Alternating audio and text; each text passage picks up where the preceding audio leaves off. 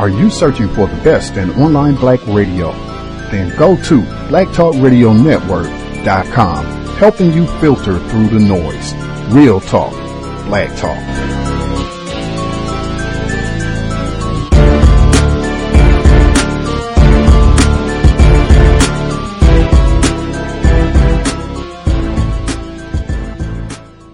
The internet is full of half-truths and all-out lies. We've all seen them, and many people on social media complaining about it. Here's your chance to show and prove. WorldAfropedia.com is a black-owned and operated encyclopedia. There are several thousand articles, but we need help. We can't uncover all the truth ourselves. So please, join us and become a writer, editor, or blogger for WorldAfropedia.com today. Every little bit counts. We owe it to the future generations to put the truth out there. Visit WorldAfropedia.com, the African-centered encyclopedia, a global database of African knowledge for the purpose of bringing about global African wisdom and understanding. WorldAfropedia.com.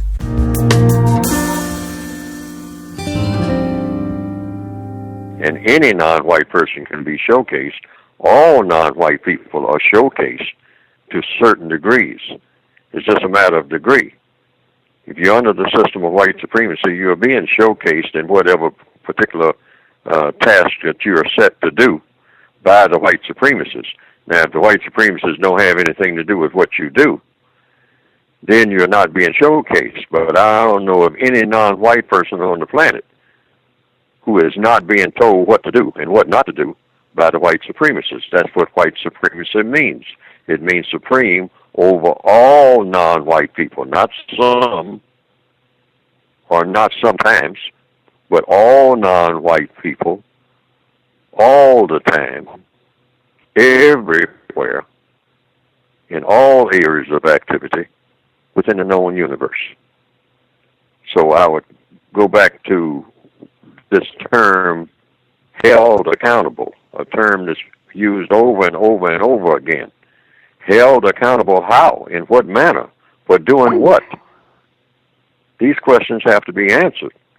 Otherwise, just a term, a cliche term almost, held accountable, what does that mean? Accountable, what do you do? It always comes down to what you do. You're going to hold them accountable. Hold them accountable. Hold them how? And hold them for doing what? That everybody else isn't doing too.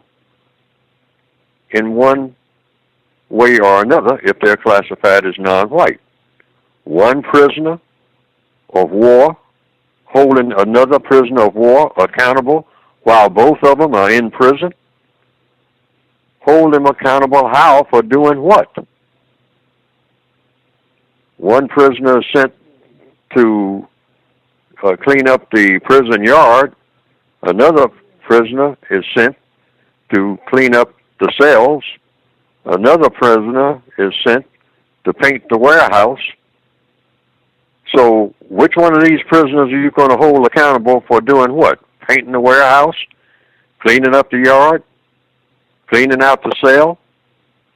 Because the person who is running the prison is assigning all of these positions.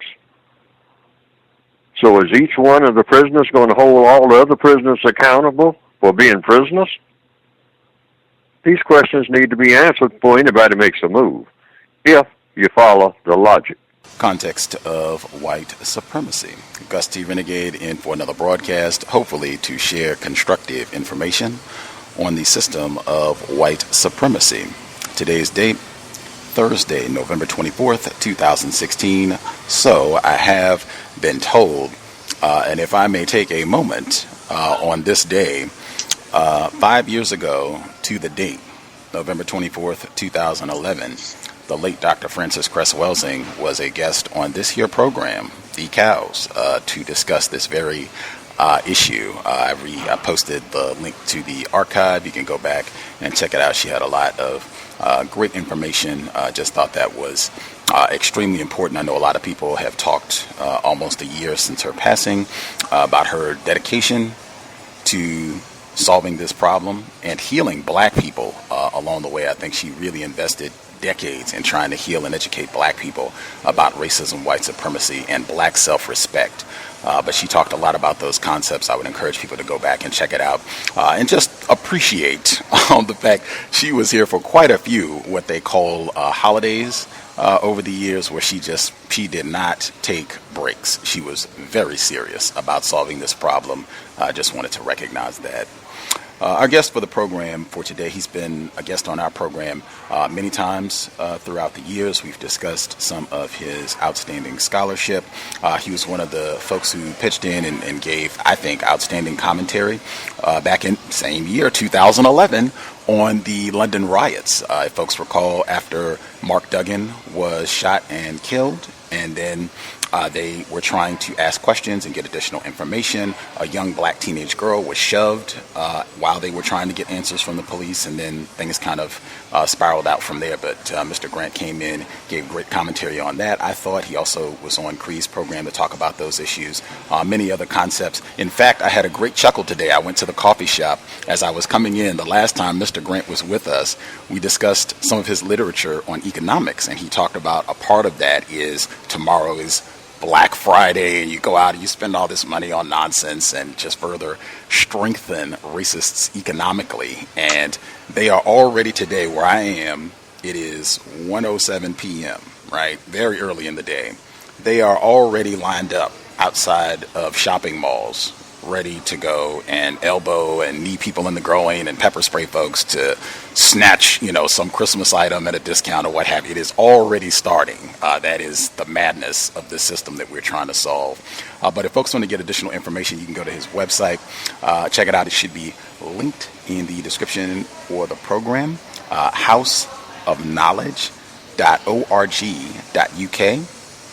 The address again, houseofknowledge.org.uk. You can see some of his outstanding books, some of which we've discussed on the program before, including Africans and Niggers, Negroes, Black People, and Africans. Also, different book, Why Willie Lynch Must Die. Also has a more recent book, Saving Our Sons, talking about the problems afflicting black males worldwide in the system of white supremacy. Pleasure to have him on the program with us today, live from the UK, Mr. Paul Ifayomi Grant. Mr. Grant, you with us, sir? Greetings, Gus. I'm with you, and greetings to the listeners. For sure. Thank you so much for sharing a bit of your time getting back with us. Mr. Grant was just doing quite a bit of traveling and just dropped back in and got home, got himself settled, and hopped on the air. So he also demonstrating his dedication to trying to solve this problem and share some of his views with us. This for him, evening, for us, afternoon, I guess. For people who this might be their first time hearing from you, anything that you think would be constructive for them to know about who you are, the work that you do? I think the quickest way would be just to go to the House of Knowledge website, in terms of they can get some background information. I think that's probably the quickest way. I mean, hopefully, if they can still access the archive of your shows. They can listen to when I've previously been on the show. I mean, I'd simply say I was born in London. I'm 50 years old. Parents are from Jamaica. I've lived in the UK all my life. And I live now in the part of the UK called the Midlands, a region, central part of the country. And I've written 7 books, and I produce a newsletter which called The Navigator, which hopefully people find useful. And I've also made a few videos as well, which is mainly about how African people can solve our problems and overthrow this system of white supremacy. Right on. houseofknowledge.org.uk. Again, it should be linked in the description for the program, but if you need it, houseofknowledge.org.uk. We will proceed, and folks can go back. He's been on the program with us many times before, discussing our definition of white supremacy, his perspective, and so forth. Is it accurate to say, you, Mr. Grant, as a black male, that you are subject to the system of white supremacy? And when I say subject to white supremacy, I mean at any time in any area of people activity, white people, individuals who classify themselves as white, they have control over some aspect of your life in any way, shape, form, that you have to comply with what they say, what they want you to do. Is that true in any way, shape, form? Oh yeah, in many aspects of my life, yeah, absolutely. Okay, right on. Always appreciate that. I was going to admit, me too, also a victim of racism. How do you? I know it's not a holiday per se in your part of the world. You all don't do the Thanksgiving thing over there. How do you handle holidays in general, particularly holidays that reinforce a lot of the anti-black white supremacist notions that I think you and I both are trying to solve? How do you handle that as a black parent? I suppose I'd say with great difficulty, because most of the people I know adhere to or participate in these European holy days or holidays, and so it's difficult. I mean, obviously, I do encourage people not to, for example, at Christmas. I think if you get time off work, it's good to spend it with people you care about. But I encourage people that you can do that without spending lots of money, and you don't have to get into, all the kind of trappings and silliness that's associated with it. I don't participate in. I don't buy people Christmas cards. I tell them not to buy me Christmas cards. I don't buy people Christmas presents. I tell them not to buy me Christmas presents. I don't do Easter. And basically, I just encourage people not to get caught up in it. I mean, they've exported from the US Black Friday. So even though we don't have Thanksgiving, they have this Black Friday thing, which obviously is just another way of boosting retail sales, and people are well into it. They've taken Halloween now. I mean, when I was a child, Halloween was not a holiday that was of any significance in the UK.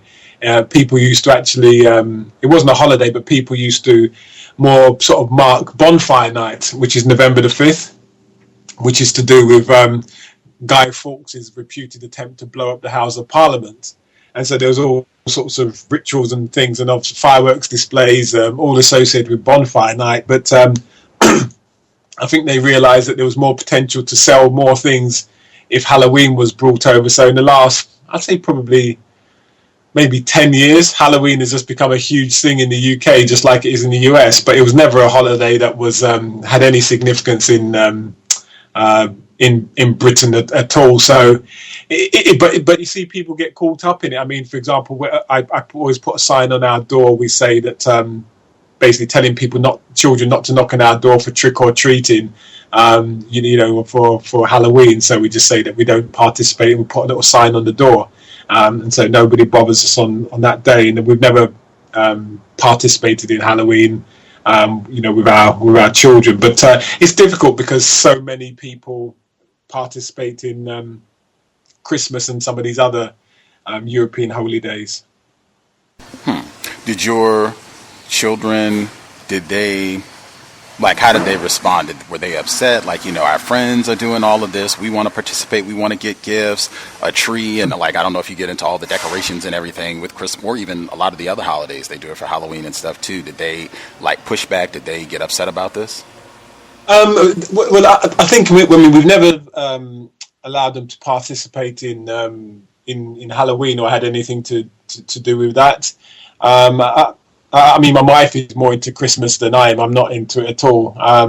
So, it's part of the, I suppose, the compromises of married life sometimes, that sometimes you don't agree on something. So I just kind of don't participate. I don't put anything up. I don't buy anything. I don't get involved in terms of actually promoting Christmas at all. But I find them anything for Christmas. So, I mean, they understand, my perspective, and all I hope is that when they get, they get see what I'm trying to explain to them. So, but it's difficult because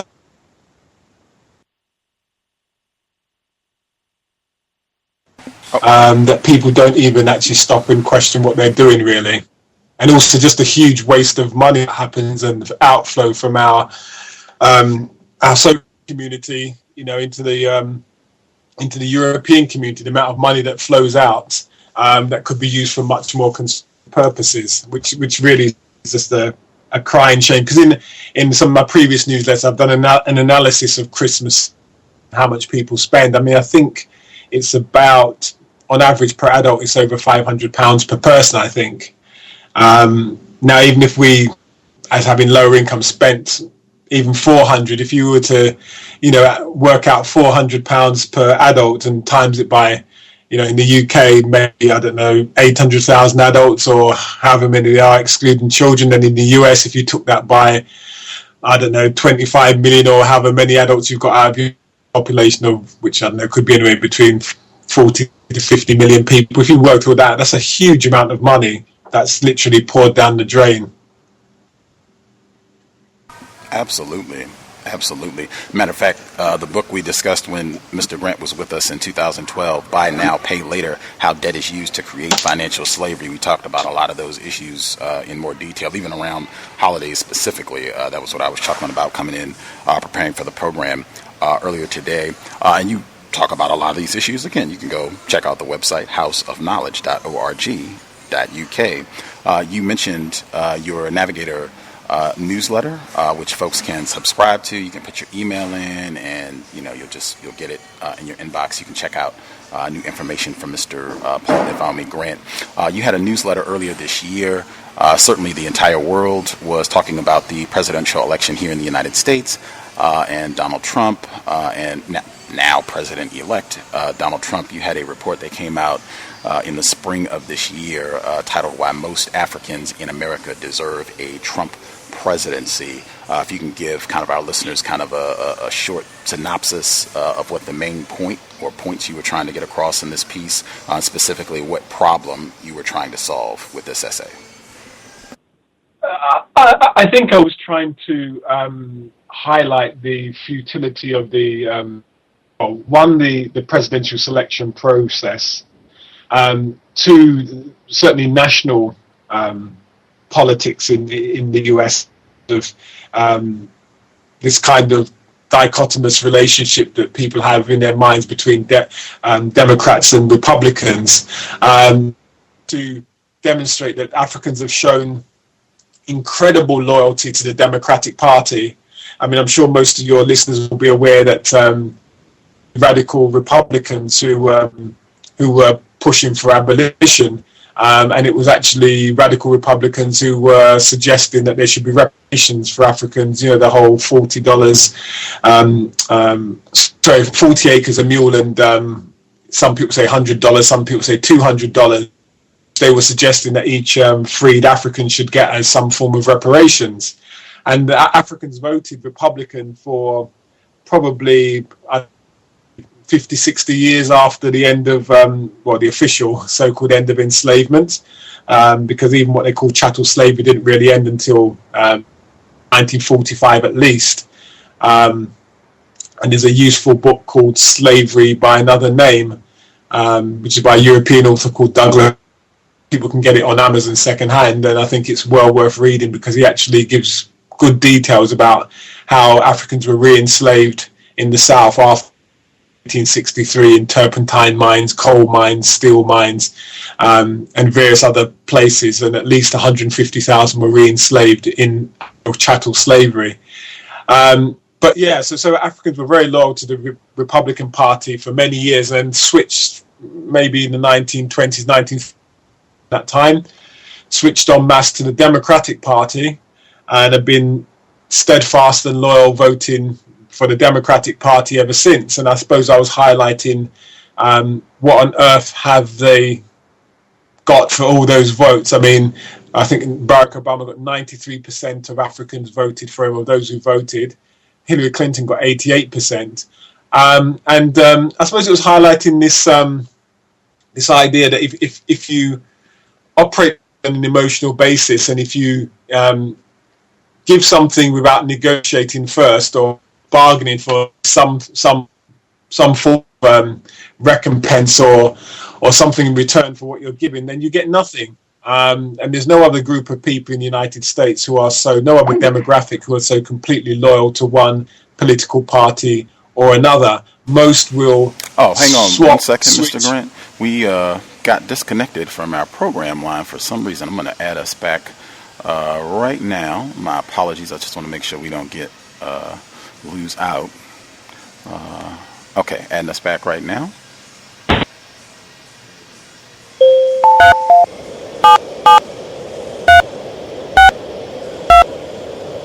Access code accepted. This conference is being recorded. Q&A session started. My apologies, folks. We got disconnected from the live line for some reason, but we are back now with Mr. Grant. My apologies, sir. You were in your response, you were saying about black people being the one group that is so loyal in terms of their political vote, and then we got disconnected. Yeah, and I was highlighting that this is a sign of deep political naivety and ignorance about how the world works and how politics works, and also what politics is. Politics isn't just about voting. Politics is about power and decision making. And if you look throughout the history of the United States, there's virtually no gain that Africans have made that has been due to voting. They've been due to some form of protest, either non-violent or violent protest, some form of disturbance to the wider society that led to a concession. Voting has yielded virtually nothing for African people in the United States, and it continues to yield nothing. And yet, and I think President Obama was a classic example in terms of the African made no demands on him. They simply worshipped him, almost you could say, simply because he had an African father, and that was sufficient in terms of loyally lining up behind him and voting for him. And of course, he gave us nothing. Every other constituency asked for something. You know, gays asked for gay marriage and got that, and various other things. Hispanics asked for, go soft on illegal immigration, and they got some concessions. Everyone at least asked for some concessions. Africans asked for nothing and then get nothing. And so I suppose what I was trying to make is that I knew that Trump presented as the terrible bogeyman, and he is a very unpleasant individual. But in reality, Democrats have done terrible things to the African community in the United States. I mean, Bill Clinton's a great example, a man inducted into the Arkansas American Hall of Fame. I mean, bizarre and incredible if you think about it. And yet he incarcerated, for his president and during his 2 terms, he incarcerated more African people than any president in the history of the United States. And he really supercharged the prison industrial complex with his Omnium crime bill in 1996 and 3 strikes and you're out. And people also forget that he returned to Arkansas during presidential campaign against George W. Bush, so George Bush Sr., to sign the death penalty on an African man who was mentally disabled, had a mental age, I think, of 12. And he did that to demonstrate to Europeans that he was going to be, quote unquote, tough on crime, which we know for tough on Africans.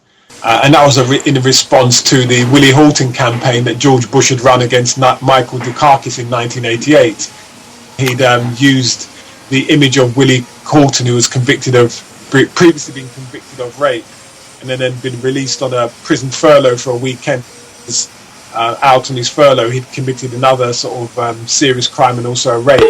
And George W. Bush used him as the sign of in America, and also to show that Michael Dukakis was soft on crime.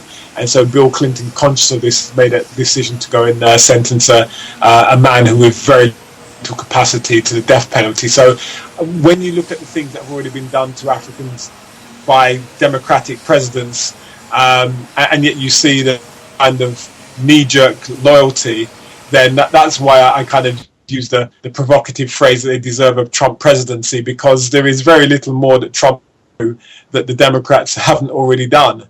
And I think it's this failure to understand that, and this failure to understand that basically the Democrats and Republicans are just 2 sides of the coin.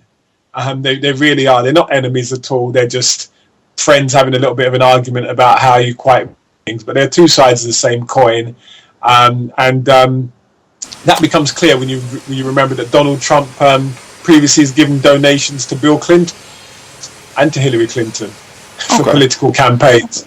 And you've got photos of him. Let me hop in right there. Yeah, let me hop in right there. That's more than the explanation of the piece in which you were attempting to solve. I did want to make sure there did seem to be some wide generalizations about black people in the U.S., particularly when you say things like black people worshiping President Obama. I know as a U.S. citizen, I have heard a host of black people criticize President Obama for 8 years, probably going to be, even after he leaves the White House, even whole cottage industries, I would say, of black people criticizing President Obama or upset because some of the exact things that you articulated in your essay. So there did seem to be some, at least to me, some major generalizations that might be misrepresenting or presenting black people in the United States as a monolith that I think is not accurate. Also, for me, I'm not sure how to process some of the times when you were saying President Obama did not give anything for us, when it seems like in the context of the conversation you're talking about black people specifically who live in the U.S., which is not you, but you were using the term us, as though you also were left out of getting goodies that would have been intended for African Americans, but you are not an African American. Am I misreading, or can you help my understanding on that? No, you're not misreading. When I use the term us, I just in terms of demonstrating connection to African people around the world. I don't mean I'm an African American. So I view when an African American is police, I still view that as something that impacts on me because I feel a connection to African people in the United States. I don't mean myself personally benefiting from what so I hope that clarifies that point. So when I say us, I'm talking about African people in the United States, but for being connected to them. In terms of of course, yes, I'm using broad generalizations. But what I mean by that is demonstrating what the majority are demonstrating, and the majority of Africans have demonstrated an unswerving loyalty to Obama. The number of critics is, in comparison to the overall population, is tiny. When you look at polls, for example, there have been polls which show that African Americans are the most optimistic, certainly during President Obama's 2 terms, the most optimistic group of people about their economic fortunes, even though they've been the biggest losers economically of any single group. So when you see people as an overall, there's obviously people who dissent from that. But when you see people who have views which are completely at odds with reality, then you realize there's something very worrying going on. And I've actually had, I remember when President Obama was running for office, and there were significant, notable national figures who are supposed to be in the so-called conscious community who were talking about him as if he represented some significant positive change, and using the most strange and unevidenced arguments you could possibly think of. And yet nowadays I don't hear any of those people saying anything about the things they were saying 8 years ago. Because what they were saying in my... Hang on one second. I just wanted to hop in really quick. I think that's significant as well. If you've seen a change, that at least to me suggests, number one, that there are a significant portion of black people who have, even if they did not have an accurate understanding of what President Obama being in the White House and a system of white supremacy would mean for them, it seems like they have a better understanding now, which is why I'm saying, to me, it just seems like some wide generalizations that are disparaging of black people who live in the U.S. specifically, that, I would say, as I just stated, they do not present black people in a constructive manner, and I think overrepresents the amount of black people who were very critical, or underrepresents the amount of black people who were very critical of President Obama, even if they maybe did not start out that way back in 2009 when he was inaugurated.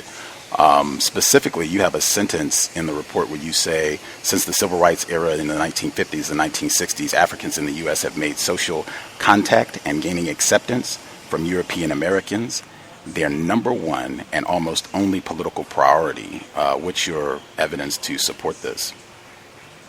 Well, I just want to go back on the point you previously made. I simply don't see large numbers of Africans who are not supportive of or who are significantly critical of President Obama. I still see people on sites which are supposedly, or WhatsApp or various places which are supposedly looking for solutions, posting photos saying thank you, Mom, thank you, Sir, President Obama. They don't actually say what they're thanking him for, but they're thanking him anyway. So that's just my take. I mean, I've not seen any of data produced of polls of African Americans, so I won't say I've got polling evidence, but I just simply don't see widespread dissent amongst.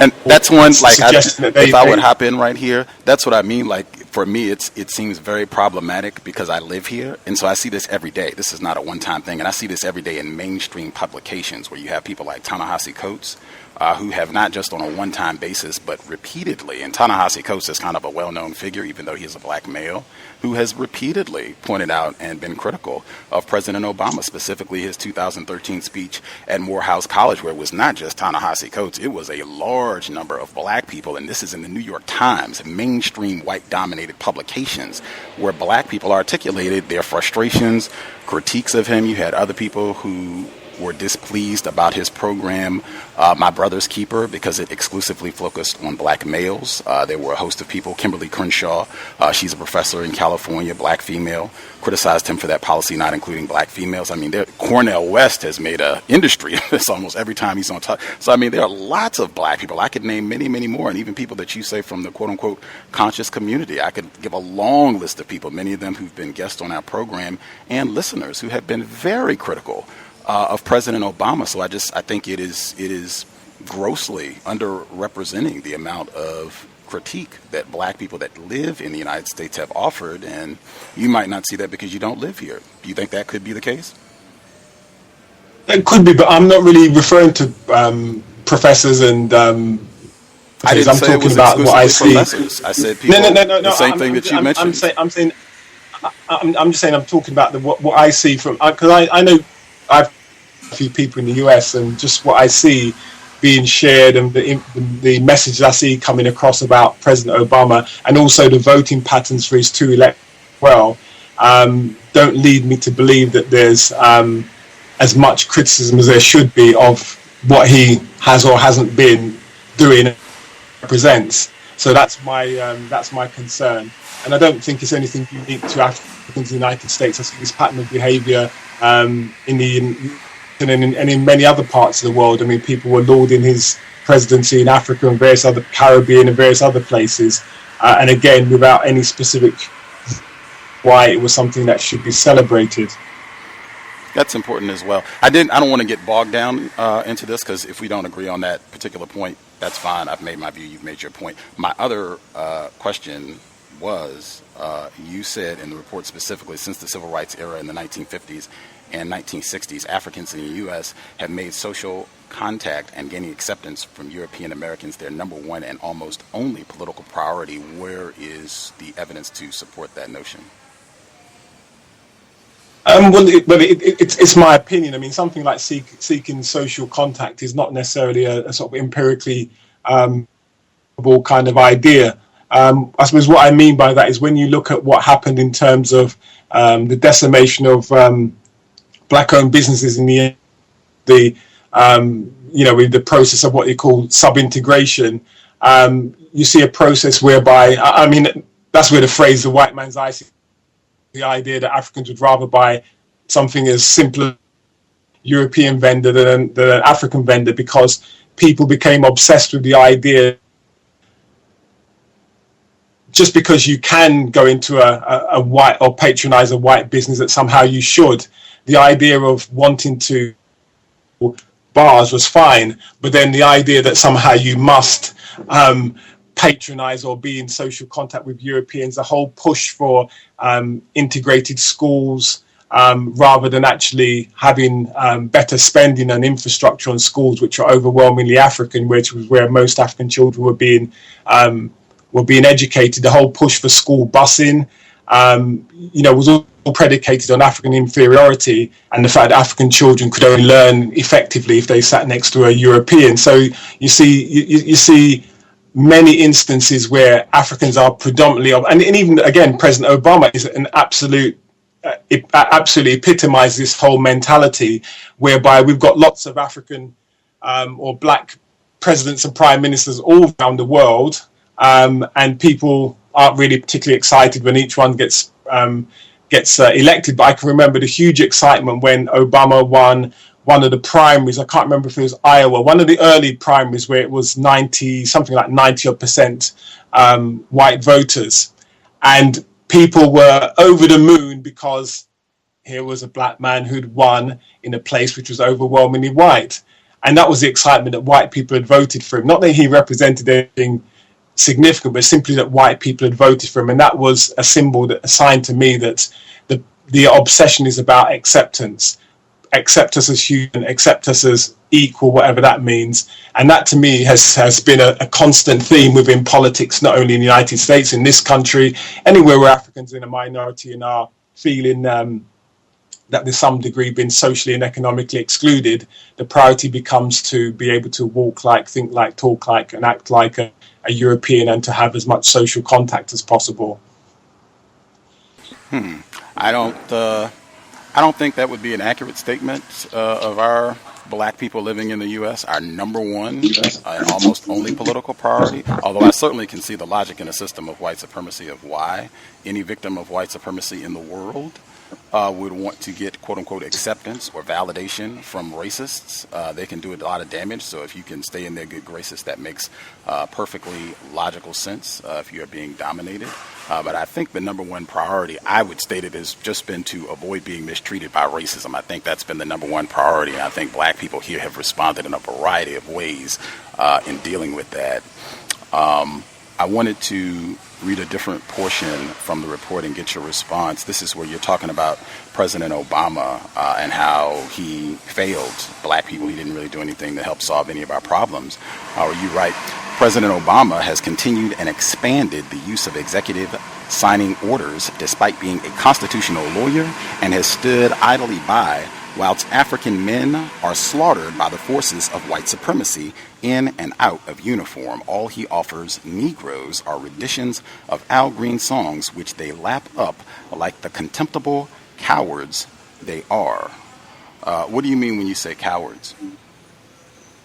Well, I suppose what I mean by that is when your children, by children I don't mean their specific biological children, but when the younger generation in the main, and it's mainly younger people, though there have been obviously people in their 50s, Ernie Satterwhite, I think was in his 60s.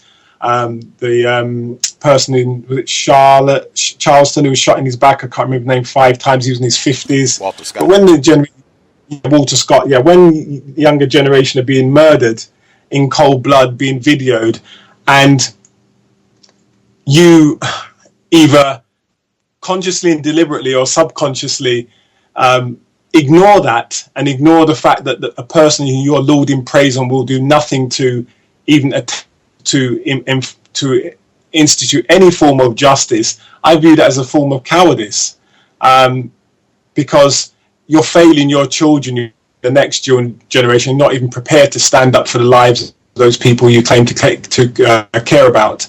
So that's why I view it as being contemptible, because people can insight what's going on, and they can see that a person who they are literally saying is so important, inspirational, is doing nothing to address that. In fact, he introduced, I think, he signed a police protection bill, which is a strange irony in the United States. And yet people stand by and they'll accept and applaud lectures, which are telling us fathers, and yet they won't do anything to protect the lives, which is the most important thing you could protect for somebody, when they're being taken away in plain sight and in cold. And I don't put him as any different to any other president, but I simply emphasize that he's a continuation of a pattern, and I'm sure it will continue under Trump as well. What, I guess, specifically beyond this context, or I won't even go with that, the system of white supremacy, is that terrorism against black people? Sorry? Is the system of white supremacy terrorism against black people? Yes, that's a central part of it. But violence and terror has always been a central part of how white domination is effected. Okay. So if white supremacy, white domination has been successfully and worldwide affected, and you yourself are still subject to that system, if that is terrorism, and you have black people, perhaps in wide numbers around the world, who are fearful, cowardly in how they deal with white people, is that surprising? It's not necessarily surprising, but it needs to be noted and commented on. If a black person, a black victim of racism, if they are fearful, as you say, cowardly, with regards to racism, white supremacy, and dealing that problem, should they be reprimanded, admonished? It should be commented on, because otherwise you're in a system where you never can change. If you simply accept that fear, even if the fear is degree warranted, is sufficient reason not to do anything, then we may as well just switch off our computers and just watch comedy shows and sport. Okay. Because the absence of fear, courage is overcoming fear, or acting in the face of fear. Do you think white people, I guess I'll ask these as two separate questions. Do you think individuals who classify themselves as white, racists, do you think they have successfully devoted a lot of time and energy to making sure that black people are confused, black people worldwide are confused about what white supremacy is and how it works? Yes, yeah. I think that's fairly self-evident. Okay. Do you think it's difficult to act courageously when you are facing a powerful and violent foe, when you are confused about the nature of that enemy? It depends on the nature of the situation. Sometimes it doesn't require a lot of courage just to speak out against something. They're not asking to put themselves day in, day out in the face of bullets. We're just asking sometimes for people to do small, tiny things. So, like what specific? Can you give us an example? Can you give us an example of a small, tiny thing, like what specifically? Well, for example, to call Obama out about his response to police violence. To call out local officials when you elect people, or when people are campaigning to run for city councils, etc., to demand that they actually have some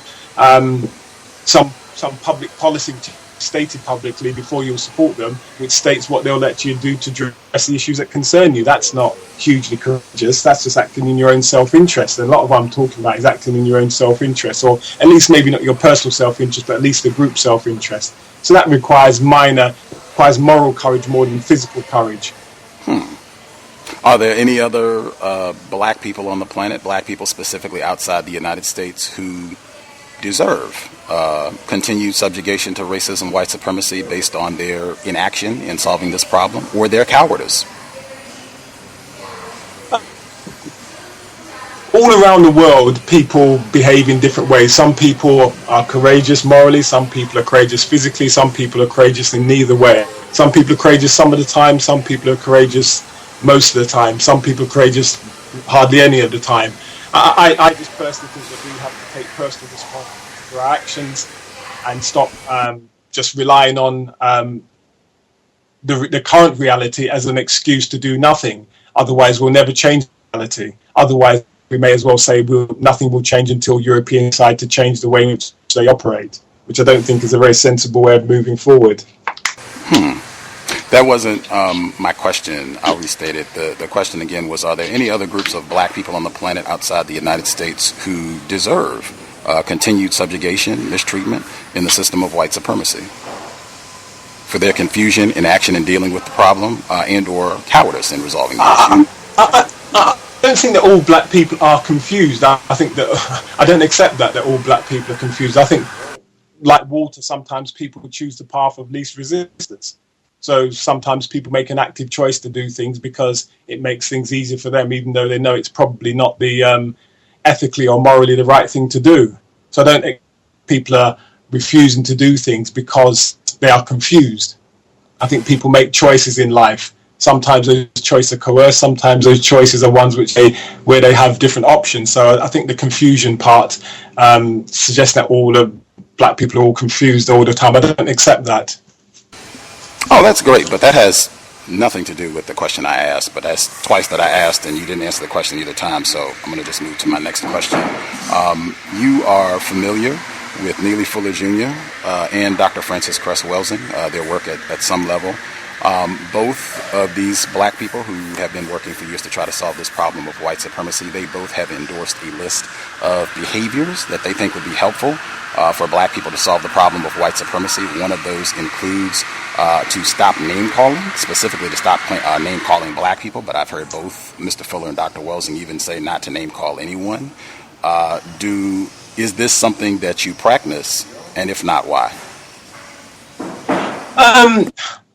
No, not necessarily all the while. I think people should be called out on their behaviour when they behave badly. I don't think there's anything wrong with that. Does name calling other black people, does that help you solve any problems related to racism, white supremacy? And if so, which problems? Pointing out people's bad behaviour, I think, is important because it clarifies who you can work with and who you can't.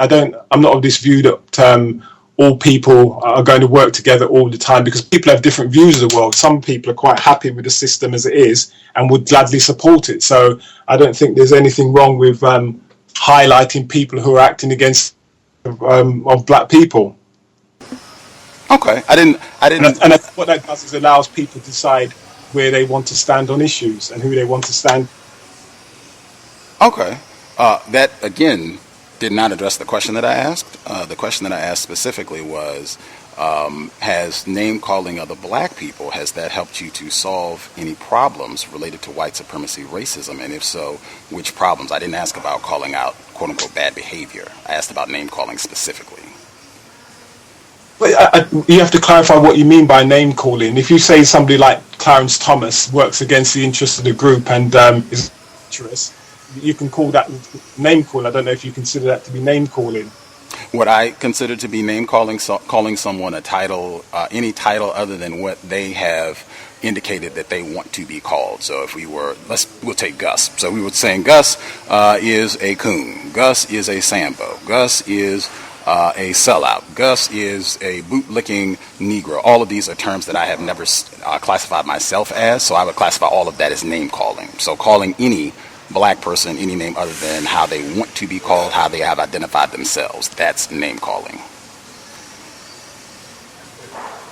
Then I think it can serve a useful purpose in terms of moving people, identifying people who need to be isolated and not supported. And in that way, you can actually mobilize people to work to solve problems. So whether they be political problems or economic problems or whatever they may be.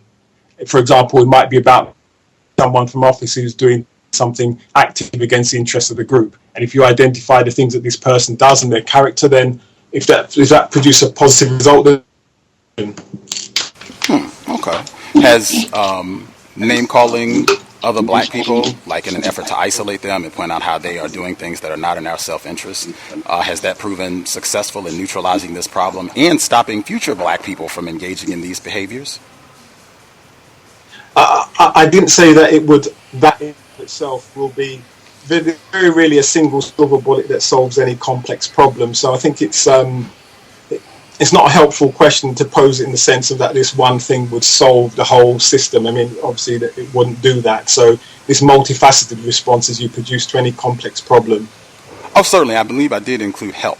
This name calling other black people in this effort of isolating them and making sure people are aware of their non-constructive efforts. Has that been helpful in this effort of solving problems, ultimately the big problem of ending racism?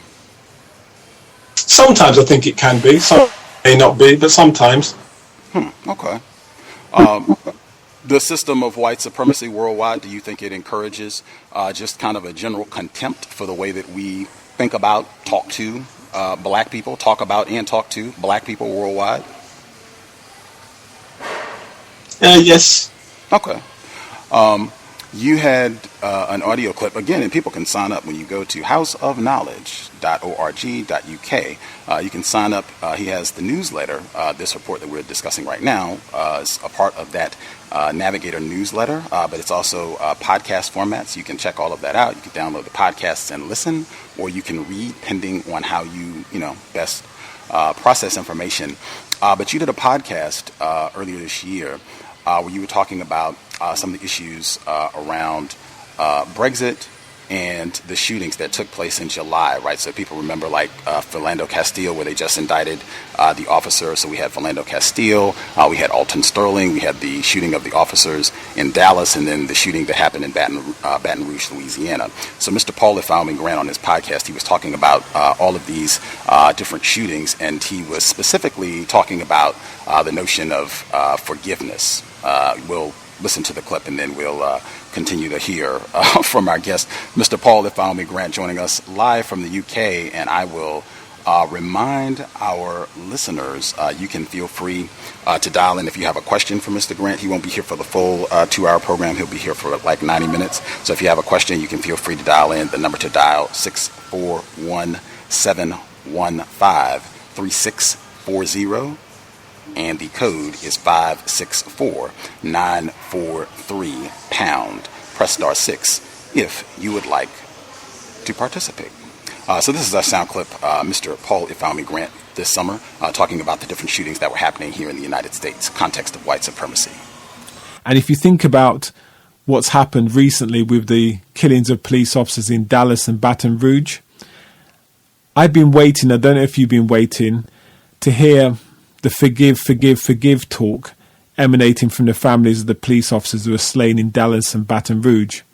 Have you noticed that we haven't heard any of that rhetoric, even before they're cold, as we do with Africans, where normally the Africans' families, the African man after he's been murdered, his families will be wheeled out and they'll sing songs about the Lord and how they put their trust in the Lord and how they forgive the murderer and how they want, as in the case of Dylan Roof, even before he'd been properly arraigned, how they wanted him to come to their church if he could, if he wasn't locked up. And you hear this shameful coonery. And then normally what will happen, they'll start saying it's not about race. And that's normally a precursor to getting their large compensation check. And it's shameful to have to even think and say these things. But effectively, before their sons or uncles or partners are even cold in the ground, they'll be singing the song that will get them the largest payout. And it's shameful that the lives of African men mean so little to their own family members that they'll sell out their sons and also sell out their group in order to maximize the paycheck. But you won't hear that from the families of the murdered police officers, will you? Context of white supremacy. I just wanted to clarify, did you actually hear any of the victims from the Mother Emanuel shooting in South Carolina after Dylan Roof, after he executed 9 black parishioners? Did you hear any of them say literally that they would welcome him back to the church after the shooting? Yes, I heard the arraignment hearing that those victims' relatives speaking, and one of them said they would like him to come to their church if he could. Others saying how they forgave him, and yes, directly from the mouths of the people who were there in the courtroom. And he was on, I think, video link. Oh, okay. I remember the forgiving part and all that we discussed. I just didn't recall if they said they would invite him back to the church. You are aware that not all of the victims took that position, that there were quite a few of them who said categorically that they did not forgive him, and that they are totally on board with him getting the death penalty if that ends up being the case, either in the federal court hearing or the state hearing that's about to begin, that this was not like a unanimous thing amongst the victims of the South Carolina church. You're aware of that? Yes, that's good. Oh, okay. That is one thing that I think could have been pointed out. I think that's something that is, in my view, a major act of racism, white supremacy, where they will consistently highlight and play the video that you mentioned before from the arraignment that was hours after the shooting. They will really emphasize that black forgiveness and, oh, this is incredible and, oh, this is great. again, not everybody took that stance, but they don't play those sound clips. They don't have those articles readily available. They don't play the video of that. These people are still alive, and it's more than one. It's not like this is just one person or a minority opinion. There were quite a few black people connected to that incident who did not take that position at all, but that just gets obscured. And the other point, even in my view, even if every single person connected to that event, even if they took the position, hey, we forgive Dylan Roof, we're okay, he can come back to the church. Regardless, even though that's not my counter-racist perspective, I certainly endorse, number one, I recognize them as victims to go through that, and particularly that video incident that was widely discussed, and many people had the same concerns that you've presented about that video. Dr. Welsing, we talked about that as well. In fact, Dr. Welsing predicted that was going to happen as well when she was on the program the day before that hearing. But even if they all took the position of we forgive Dylan Roof and, that's what our religious practice is, as victims of white supremacy who just went through a horrendous act of terrorism, I would have absolutely zero critique of them for doing that at all. They could, respond however they want to. I would even take the position they might not even be in the correct mode of thinking after going through that level of terrorism. The PTSD that they are going through, I don't even know how I'd be able to function. So whatever they're saying, hey, that's what they said, that's their position, fine, I'm just going to give my view. Does that make sense? What's your response?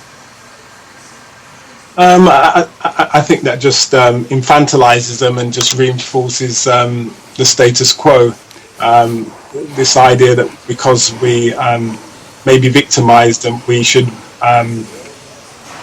wallow in victimhood and have no responsibility to try and address the injustice, and that our current situation justifies any action which we choose to take. I just don't agree with that.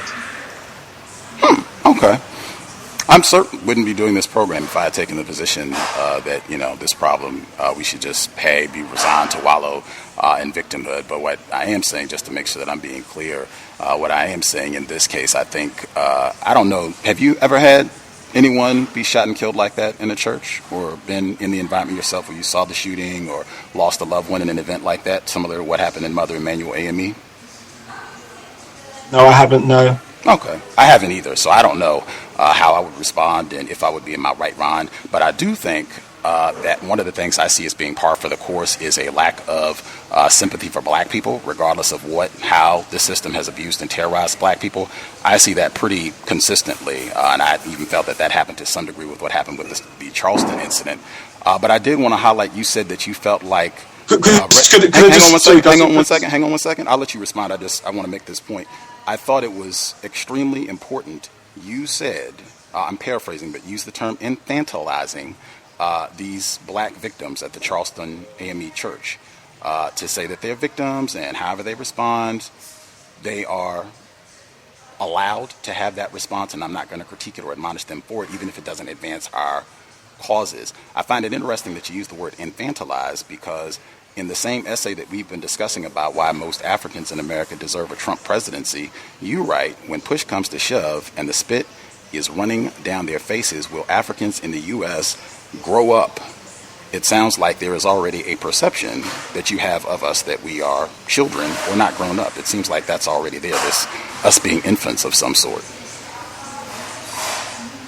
Well, I think this was, these critiques weren't, they were focused on issues in the US, but this is behaviour you see across the piece. I mean, I wanted to just highlight a difference of opinion that I certainly people can behave and respond to a situation however they want. I just simply don't view that that it should be beyond critique, and B, I also don't view that because you haven't experienced specific individual things such as a relative being murdered in the church, that then that individuals shouldn't comment things, because otherwise it'd be very difficult for us to comment on many things that happen in the world.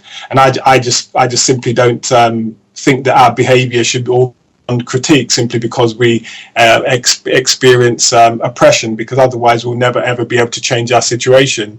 We have to be able to critique behaviour. We have to be able to say we must do better in this and that situation, in my view. Oh, okay. Finally, in that segment that I played from your podcast where you were talking about I guess, disregard that some of the black people in the state specifically, have for victims who've been killed by enforcement officials, that, hey, we'll get our compensation and then we can move on from this issue.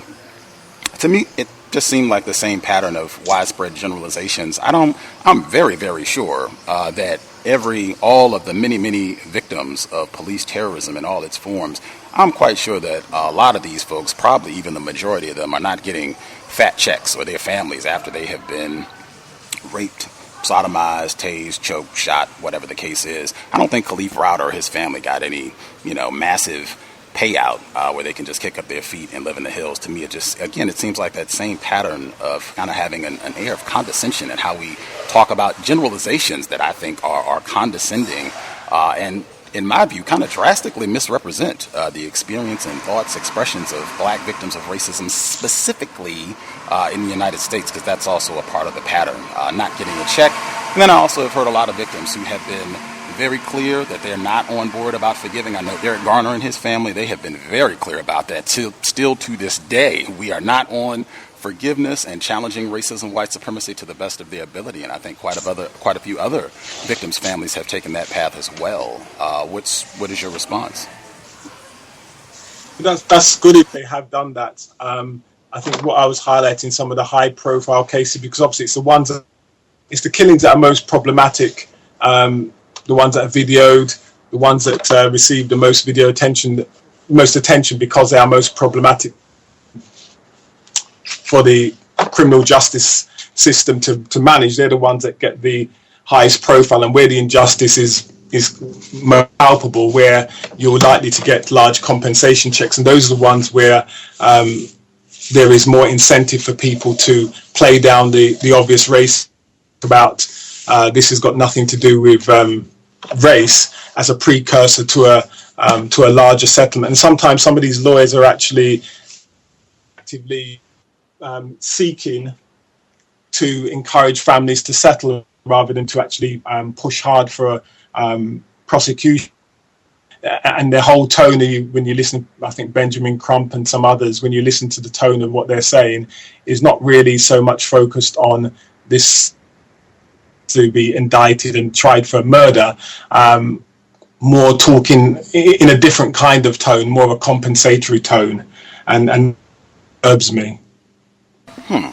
Okay, I guess just for me, I'm aware of Benjamin Crump. I've heard a lot of black people in the States who are very critical of Benjamin Crump and his involvement in different cases, Trayvon Martin, I think, most notably.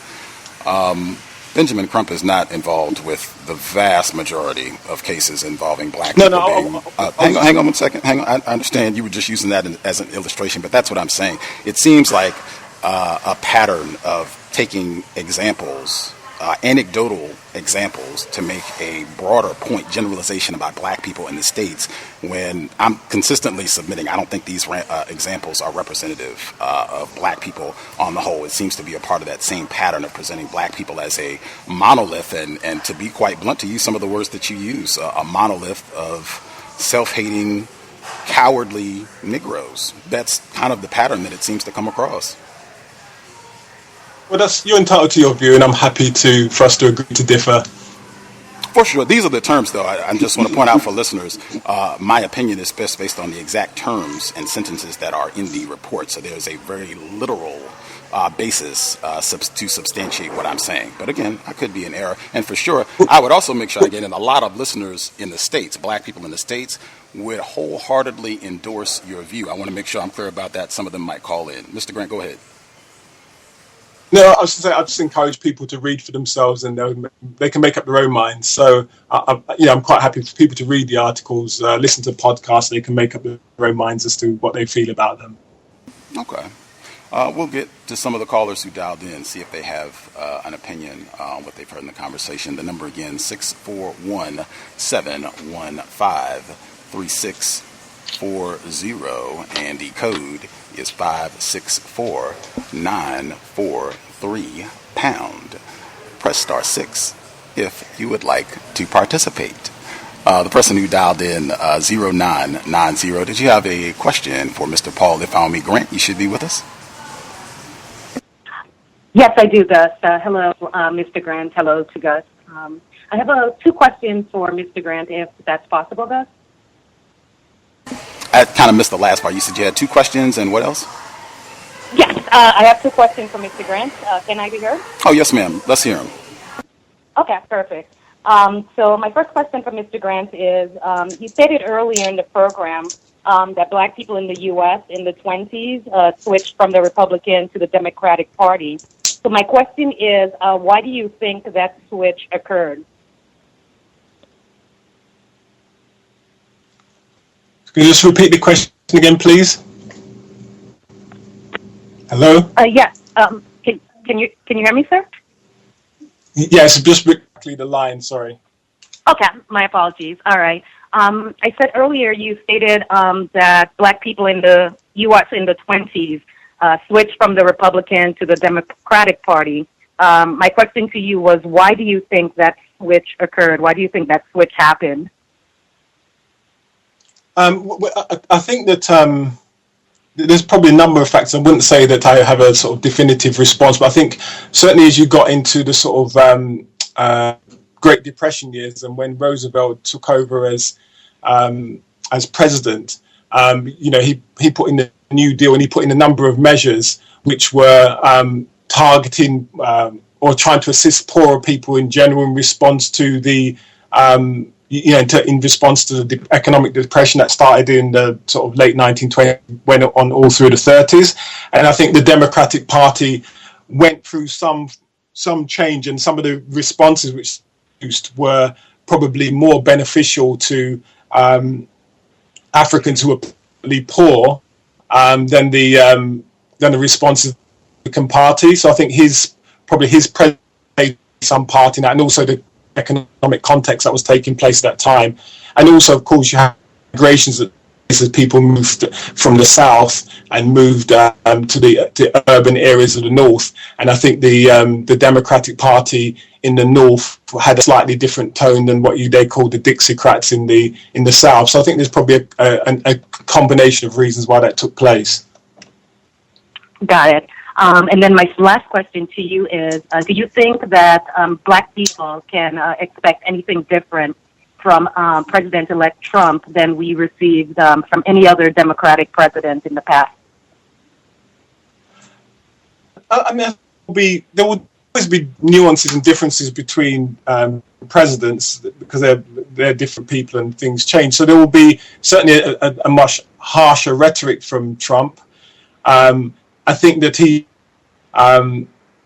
certainly, if he appoints Giuliani as Attorney General, when you look at his track record in New York, then certainly the criminal injustice system will not get any better, and it's likely to get worse when you look at the target out. So I think that's key. So I think that he's likely to be less quote unquote radical than people talking about, that he likes parts of Obamacare, and the president in and of themselves doesn't dictate all policy. A lot of it depends on who they appoint as their key advisors, and some of his appointments are kind of quite contradictory. Some of them are Republican insiders. Some of them, I think it's Steve Bannon from Breitbart, are from the so-called alt-right, so quite hardcore white supremacists. So I think once the people he's appointed, key economic advisors, all the key posts, once I think all those posts are appointed to, we'll have a better idea as to what to deliver. But I think it certainly won't get any better. But on the flip side, I think in foreign policy terms, he may actually be less green than Hillary Clinton would have been. So I think we'll have to see what the final cabinet looks like before we'll have a really clear idea as to what he's going to do. Okay, thank you, Mr. Grant. I appreciate it. Thank you, guys. Thank you. The caller at 1842, did you have a question for Mr. Grant?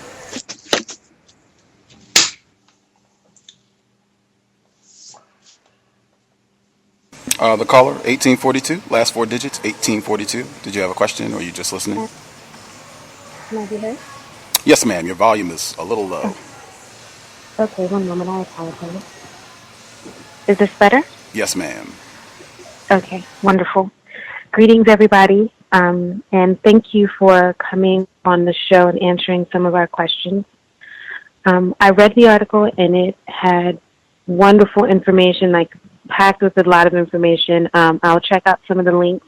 I haven't had an opportunity yet, but jam-packed with info, and I appreciate that. I know you've been on the show before. I'm slightly new to the cows and to counter-racist thinking and codification, and I haven't heard you speak before, so you might have answered these questions before, but and I only have a couple, like most of them are yes or no. But do you have a definition for racism?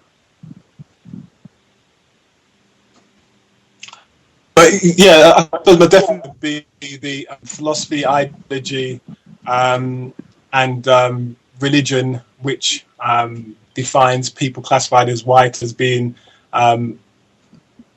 dominant, having the right to mistreat people they classify as non-white. Okay.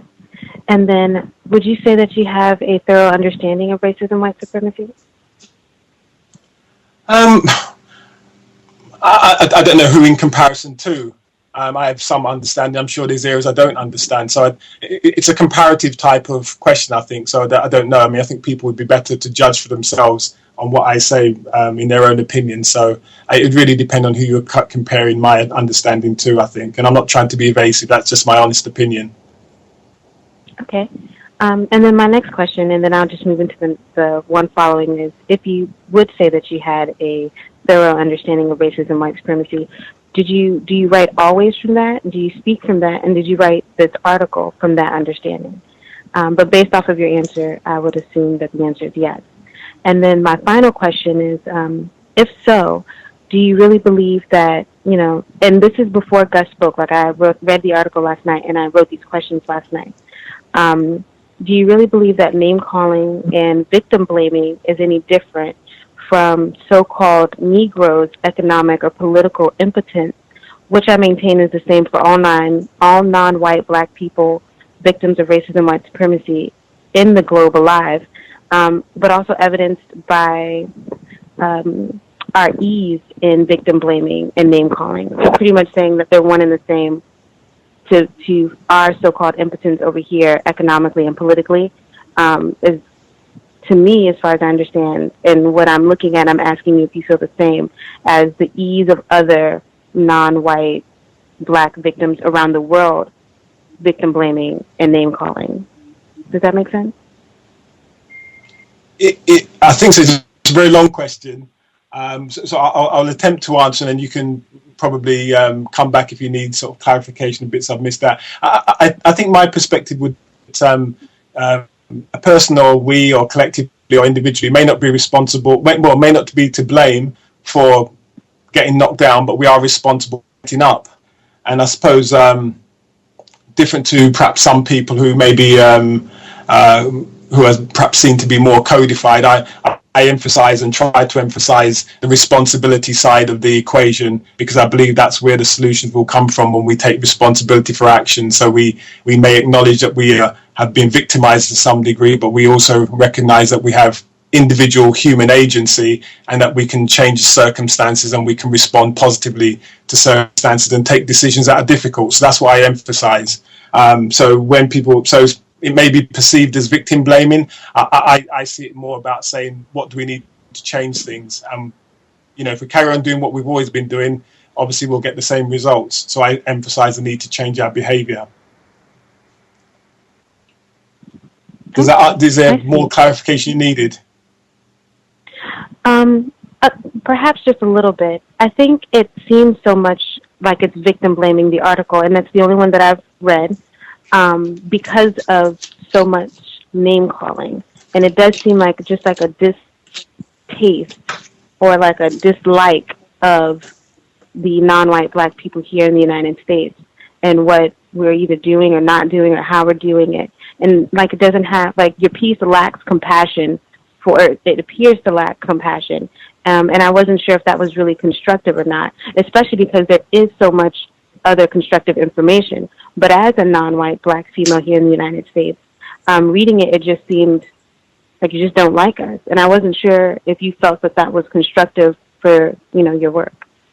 Or any different, like to, victim blame or name call in the way that you do in the article, any different from us being confused about how to respond in certain situations or who to vote for.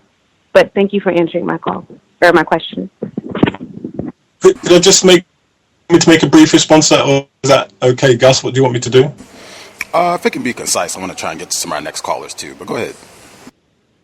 Yeah, I'd say just, you could probably judge the whole body of my work. So read more newsletters if you can afford to read the book. So I think, I'd say judge a writer on the body of their work, and then you make your own opinion, which is fine. Right on. The caller at 4789. Did you have a question for Mr. Paul Ifayomi Grant? Yes, Mr. Grant, I was wondering if you had been to the U.S. I've been to the U.S. I stayed with a friend in Los Angeles for a couple of weeks. Okay. That was probably about 12 years ago. Oh, okay. My last question is, what do you think, because I haven't had the opportunity to read your work, but I will after this. I was just wondering, what do you think the major behavioral change needs to be for black people in the U.S. to solve this problem? Thank you. Okay. First thing I would say, I'll answer quick. I just want to preface it by saying that there seems to be a sentiment of feeling that attacking Africans in the United States. If people had read the body of my work, they'd probably think I'm in the UK or in Africa or anywhere else. So I'd encourage people to, it may not change your view of it, but I think it might change this feeling that I'm particularly attacking Africans in the US, which I think is a false understanding in terms of my work. I have no more particular criticism of Africans in the US than I do of Africans anywhere else. In terms, I think the first thing is to recognize that we are under attack, and that attack is not going to change. So, which means that we have to be focused on working with people who want to change and overturn the system. And we don't have any friends. And I think that's one thing I'd also say. We look for alliances, and there's a saying, no such thing as permanent friendships, only permanent interests, which means that we only with people to achieve specific goals in terms of other groups of people, rather than having this naive idea that there are groups of people who want to change our situation, which they don't. So first thing is that we need to recognize that we are under attack, and this attack has been going on for thousands of years. And the only way that we can change our situation is to neutralize the power of Europeans, because they're not unfortunately going to change, because they don't believe in win-win, they believe in win-lose. I'll assume that answered caller's question. The caller at 2960. Did you have a question for Mr. Grant?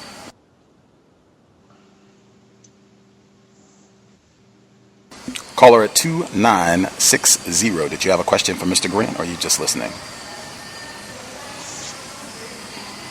I thought I hit the line. 2960. Checking one more time. Are you 2960? Not hearing? I don't. Hold on, I gotta. Oh, we can hear you. In a quiet spot. Oh, sorry. Hold on. Getting to a quiet spot. Let's see. Hopefully, it won't take too long. If other folks don't lollygag, again, Mr. Grant won't be with us for the full 2 hours, so we have about 10 minutes. So if you have a question, dial in now, 641-715-3640. The code is 564943#. Press *6 if you would like to participate. Do you need a little more time, Princess?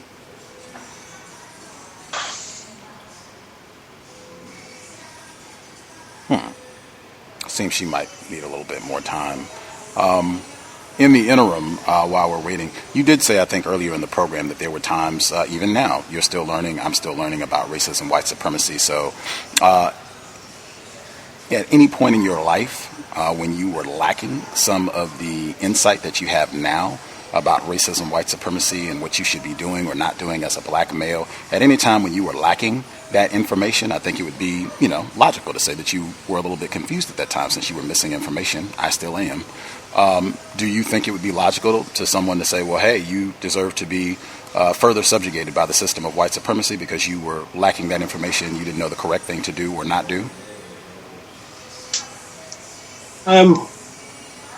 Further subjugate, I don't think anyone ever said that to me or necessarily should have said that to me, and I don't think that people deserve to be further subjugated. Okay. Do you think one could get that sense from reading your report that black people deserve whatever happens under the system of white supremacy with the Trump administration? Black people in the U.S. specifically? Someone might, if they don't recognize the piece. They might do, but they would be, it might be mistaken.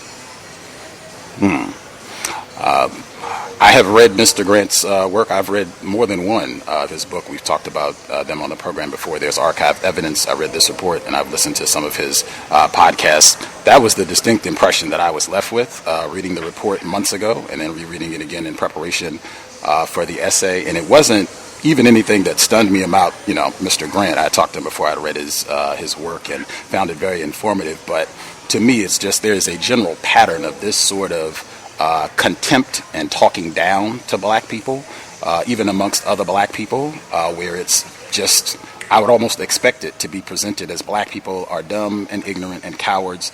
That is one of the most popular bits, I would say, of rhetoric, often from black people who say that they're working against racism. David Banner just did a report where he was saying that he's so excited and he thinks the Trump presidency will be great for black people. And he's another person who's come out and said the same thing, that black people are lames and cowards, and that's why this problem continues to exist. The game, these are entertainers, these aren't even scholars, but I mean, it's very, very popular across the board, this sentiment that black people, and I only hear it applied to black people. I don't hear it applied to any other group of non-white people in the world, where something about black people, because we're so stupid, we're so cowardly, we so are in love with whites that we deserve whatever happens to us, however that is manifested. I even remember Jonathan Farrell, if people remember the young black male. He was in his early 20s. He was shot and killed in 2013 in North Carolina. He had a vehicle accident, no drugs, alcohol involved, wasn't doing anything illegal. He just had a car accident. He went to a white woman's house for help.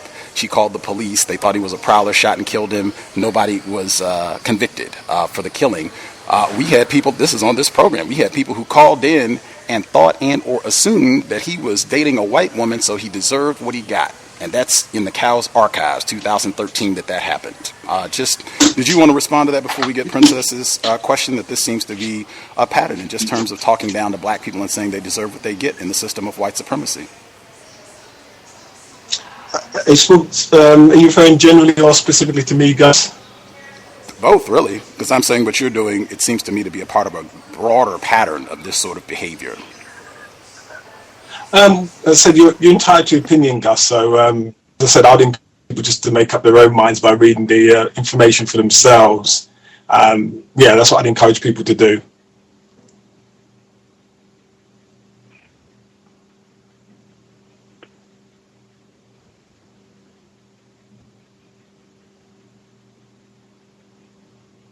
I know that I'm entitled to my opinion, but I just want to know, is it logical, the argument that I'm making about your report? It's not even an argument, just my interpretation based on what you've said, what you've written.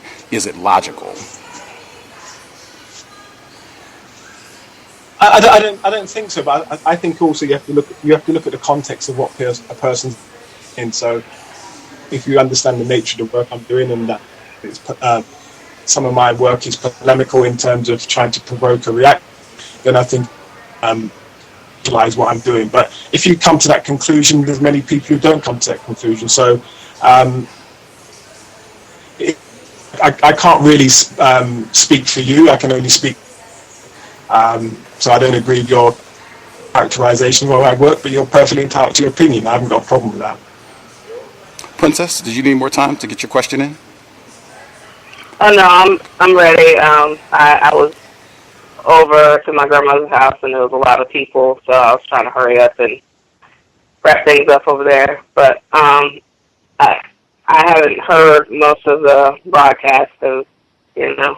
But I don't know who the author of the article is, so I don't know if I will be repeating myself and asking, are you from the UK? And if so, where is your family originally from? I was born in the UK. My parents were born in Jamaica. Okay. Is it true to say that a lot of people coming from the islands or the Caribbean already having bias towards a lot of African Americans in general? Well, as I said, I mean, I think that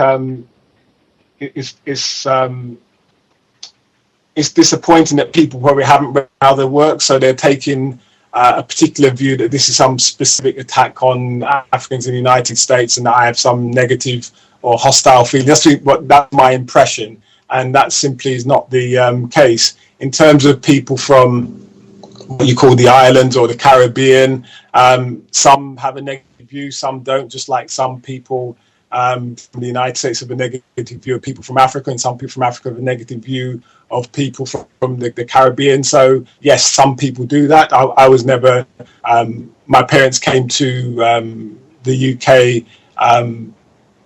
when they were young, well, relatively young adults. They never had any particular contact with Africans in the US, so they had no particular view of Africans in the US and inculcated no particular negative view of Africa in the US. So I don't have that negative view or view which is any particularly different from any other Africans anywhere else. Does that answer your question? Yes. I also was going to ask, if that was the case, like I said, I'm not trying to, cause any tension on the line, but I think as a victim of the system, as well as someone who struggles with trying to decodify it and not fall into the trap of name calling. I guess I have a history of it. So I'm not trying to put you on the spot or pick on you, but it's just I've lived overseas, and in particular in Bermuda, and that's one of the things I was hit with. I remember distinctly a lot of Bermudians having this outright contempt for black people. They looked down upon us, and they would always refer to the same stereotypes that white people viewed us as in order to interact with a black person. Very seldomly did I come across a Bermudian that kind of really took an in-depth look at black history. It was always, they referred to things on the TV and just broad, general stereotypes of stuff. Do they normally go into a lot of black history in the UK or where you're from, even in Jamaica, about blacks in general? Well, I mean, there isn't. We don't have historic images you have in the United States. I took an African history course as an adult. In my late 20s, I took an African history course. So that was, taught by somebody who I respected greatly in terms of his knowledge. I mean, there are courses which are run in the community, African courses. I said, like I said, you don't have so much of the university bedroom, you don't have the historically black colleges. So, but I'd say the vast majority of people haven't studied history in the UK as probably in many other places. So it's sporadic and in small pockets where are delivering African history programs in the community. Hang tight, Princess. We had one other person who wanted to get a question in, and Mr. Grant, as I stated, he's not going to be with us for the full time. The caller at the caller for sure. The caller at 9440. Did you have this will be our final caller? Did you have a question for Mr. Grant? Yes, Chris. Can you hear me? I'm sorry. Can you hear me, Gus? Oh yes, sir. We can hear you. Okay. All right. I do. Who in the U.S. does Mr. Grant see in the Black community who does speak out? Who maybe does? So I didn't quite hear the question. Who in the US? You're breaking up a little bit. Okay, hold on. Okay, can you hear me now? Yes, sir. Okay. Who in the U.S. does he feel like does speak out or does hold Black people accountable? Any thought leaders, anybody, speakers, or anything like that?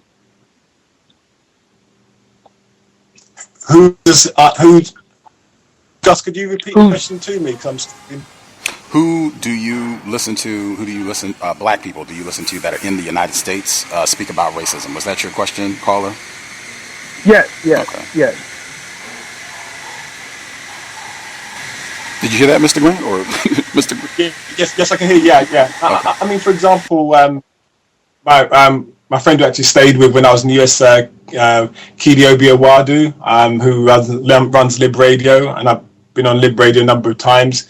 I mean, Keely's written, I think, 29 books, and somebody who I listen for the guests he has on his shows as well. People like Professor James, Dr. Newton, people like that, I suppose I would say, are people who I listen to. Mama Marin Barani, who I know personally. Those are some people who I listen to. Great before. Does that answer the question? Okay. And I have one more question. Do you feel Can like you the final question, Gus? Yes, sir. Final question. Yes, sir. Okay. So, am I able to ask the question? Proceed. Okay. Historically speaking, in the U.S., were there any groups specifically that you felt like did fight against racism, white supremacy after civil rights during the Black Power era? Were there any groups that you thought of? I mean, I suppose the Black Panther kind of crossed over the civil rights era and the movement who were bombed in which city were they bombed in? I'm trying to remember. Philadelphia. Yeah. So I think there's lots of people who are on the grass level who are doing good work. I don't dispute that. So I think they're sort of a couple of examples of people who've been working, people doing things like breakfast clubs, soup kitchens, Saturday schools. I think all those kind of activities are all positive activities. Okay. All right. Thank you. You can mute my line now, because. Right on. Thank you so much, Mr. Grant, houseofknowledge.org.uk. Really appreciate you taking some of your time out, particularly traveling and everything, to come and speak with us. Really appreciate you fielding our questions. Thank you so much. We will keep an eye out for your work and wish you and your family continued success. Keep up the great work, sir. Thank you, Gus, for having me. And I just wanted to just reiterate that people read the work for yourself, make your own judgments. I don't have any hostility at all towards Africans in the United States as a group, and I hope people don't think that. But you obviously make your own judgments, and I respect people's rights to have their own opinions. And thank you for having me on the show, Gus. I hope everyone has a good afternoon this evening here, but good afternoon there. For sure. Have a fantastic evening yourself, Mr. Grant. We will speak to you down the road. Thank you very much. Take care. Good evening, sir. Context of White Supremacy. Mr. Paul Ifayomi Grant joining us live from the UK. His website again, houseofknowledge.org.uk. Say it again because he was hanging up. houseofknowledge.org.uk. You can check out that report is linked at Black Talk Radio Network, but I'll post it on our Facebook page if you want to read the exact report that we discussed on the program today. Why most Africans in America deserve a Trump presidency. You can check it out for yourself. Come to your own conclusion. I will say, I suspect that there are a gargantuan number of black people that live in the States who would probably co-sign with Mr. Grant about the assessment of black people in the States. I just said, David Banner just said that within the last 30 days that, it is going to be great for black people to have a Trump presidency, and now we won't be able to run. And as I said, he has said this before. I think it's on one of the Hidden Colors documentaries that black people are just chumps. I'm paraphrasing, but black people are chumps. Black people are lames. And this is not me calling out David Banner or even Mr. Grant, because this is very, very, very common for the conclusion to be that black people are just suckers. Black people are lames. They're chumps. They're thick-skulled. They're cowards. How often do you hear that when the police shootings come up? They do this because black people are just cowards, and we don't go out here and show these white people, and we just take whatever they do, and we just turn the other cheek. And you hear that every time there's a police shooting. So it's very, very common. I'm sure that there are a lot of black people in the States who would agree and who would shout Gus down for even raising a question about all of this. The only thing that I'll say consistently, and I pointed this out for years, and I'm saying this because Mr. Grant and I had this discussion specifically back in 2010. You can go back in the archives and listen to it, where I told him I'm not signing on to any of the Pan-African, we're all in this because we're black. And the pattern that I've seen, or at least one major problem that I've seen, is that the people that are on the black and I'm proud, Pan-African this, and just because you have melanin, we are all a collective or a race or a group or whatever it is, the rhetoric, the anti-black rhetoric is so strong. Consistently, that's what I hear. Coon this, Uncle Tom this, Sambo that. I hear that consistently, and I've heard this for years. And again, this is not isolated to one person. I hear this all the time, and I've seen no evidence. That was one of the questions that I asked him about how does all of this name calling and just having a general contempt and condescension in the way that we talk to black people, how does that help us solve this problem? I have seen no evidence of that at all, and particularly when you factor in the anti-blackness factor. This could have been a brawl on a lot of people's program. How dare you? Who do you think you are? And I mean, it could have been really nasty, but that wasn't the reason that I wanted to have him on the program. I just wanted to ask questions and get clarification about all this. I'm totally in agreement. Yes, we're going to have to make changes in our behavior. Absolutely.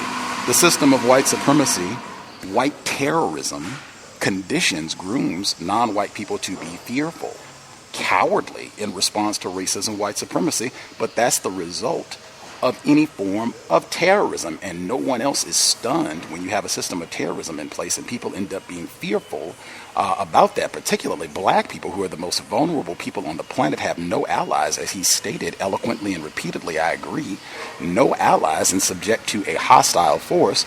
That is certainly a recipe for a lot of fear, in my opinion. I think it's very important, if we're going to talk about black self-respect. I mentioned Dr. Welsing at the top of the program.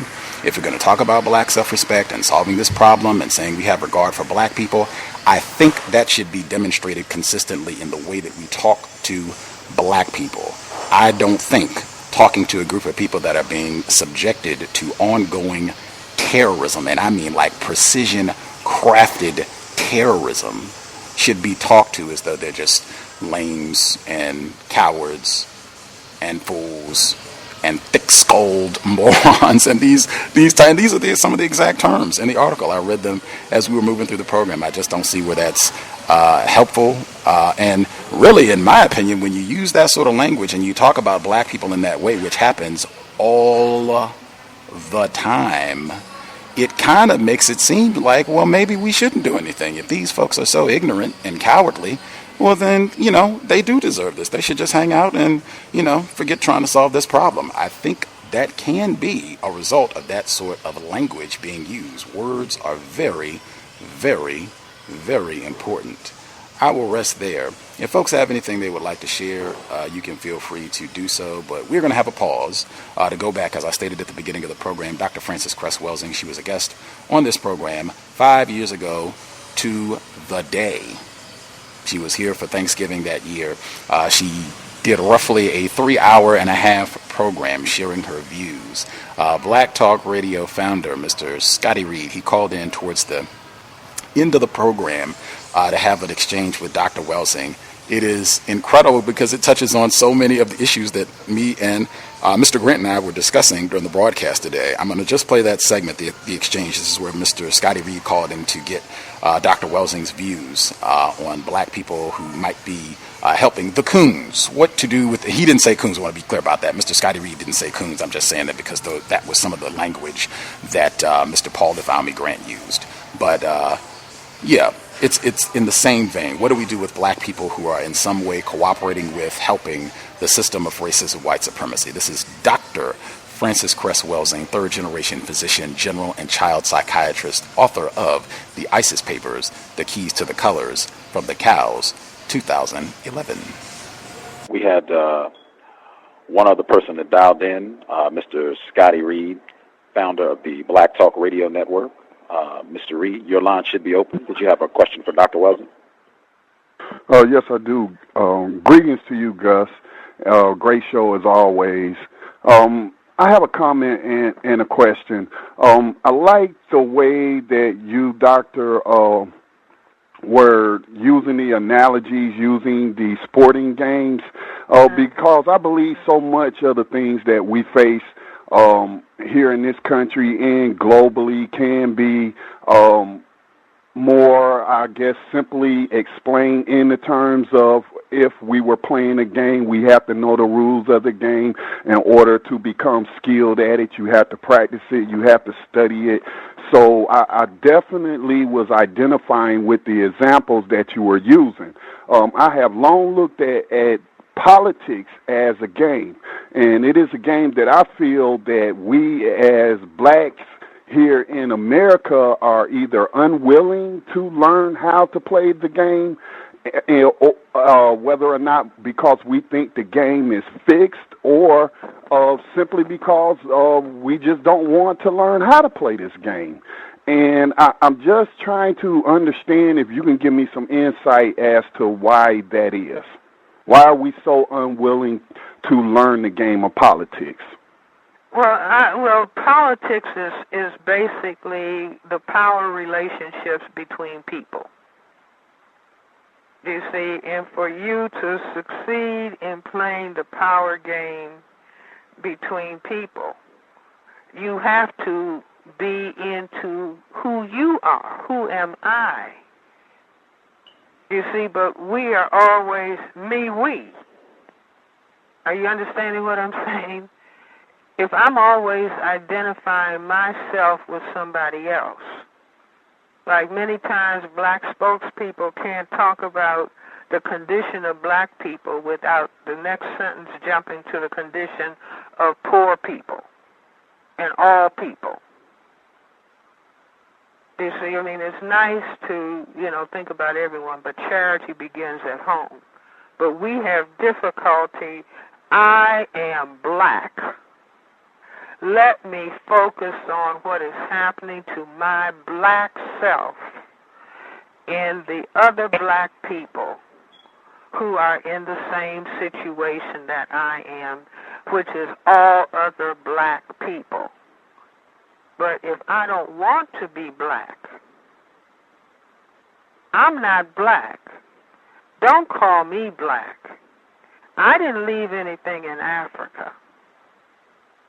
If that's what is in my brain computer because of conditioning, then I'm not successfully playing.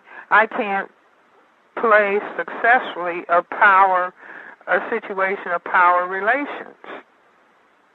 See, people who classify themselves as white, they belong to the white genetic survival political party. That is Republicans, Democrats, Libertarians, Greens, and any other group. They understand because their identity is crystallized. I'm white. Now, I'm in the Tea Party. I'm in the Conservative Party. I'm in the Republican Party. I'm in the Democratic Party. I'm in, whatever, independent, whatever. But their identity and their respect for themselves at that level, I'm white. See, I'm not confused. I'm not Euro-American. I'm white. Now, see, I'm a Democrat. I'm a Republican. I'm not black. Don't call me black. I'm not black. Do you see? So when the game is just like in chess, it's a white side of the chessboard and it's a black side of the chessboard. And by not knowing who we are, we're not even on the board. So we're not in the power game. We're just stumbling around in a state of discontent, not knowing what to do, and basically then getting mad at each other, you see, or fuming at each other, or trying to knock each other out of, it would be like the black pieces on the chessboard knocking each other off the board. So you have a Tavis Smiley and a Cornel West attacking Barack Obama, or Jesse Jackson attacking a Barack Obama. Nobody is talking about racism, white supremacy. Do you, on Barack Obama, it seems to me, and this is my opinion, that he himself seems to shy away from issues of race. Case in point. Probably, if you were told, now, buddy, if you got a nice looking wife, and you got two of the nicest looking children in America. Now, if you start talking about the wrong thing, something can happen to those children on the way to school. Now, we would hate to see that. We have had assassinations of presidents. Wasn't it just the other day that somebody is supposed to have been shooting at the White House? Yes. Broke the window of the residence. Wasn't it a lady in a red dress a little while ago who she and her escort, her husband, walked up into the White House, were in the receiving line, and they never had an invitation? So all of those are statements, Mr. President, you don't have any protection. Do you understand? Now, you said you were going to talk about race. We don't think that that's what you're supposed to do. So there's no other black person on this planet that would be sitting up in the system of white supremacy doing whatever the hell they think they want to do. It's just like there's no black politician who is dependent upon white funds to run a campaign, who is going to do too much other than what they are allowed to do. Do you understand what I'm saying? Let me restate and make sure that I understand. So this is the situation that we're in, and which is why it is incumbent upon us as individual black people to understand. See, I mean, white power is not a joke. What's the Obama effect? When he took office, what happened to the gun sales all across the country?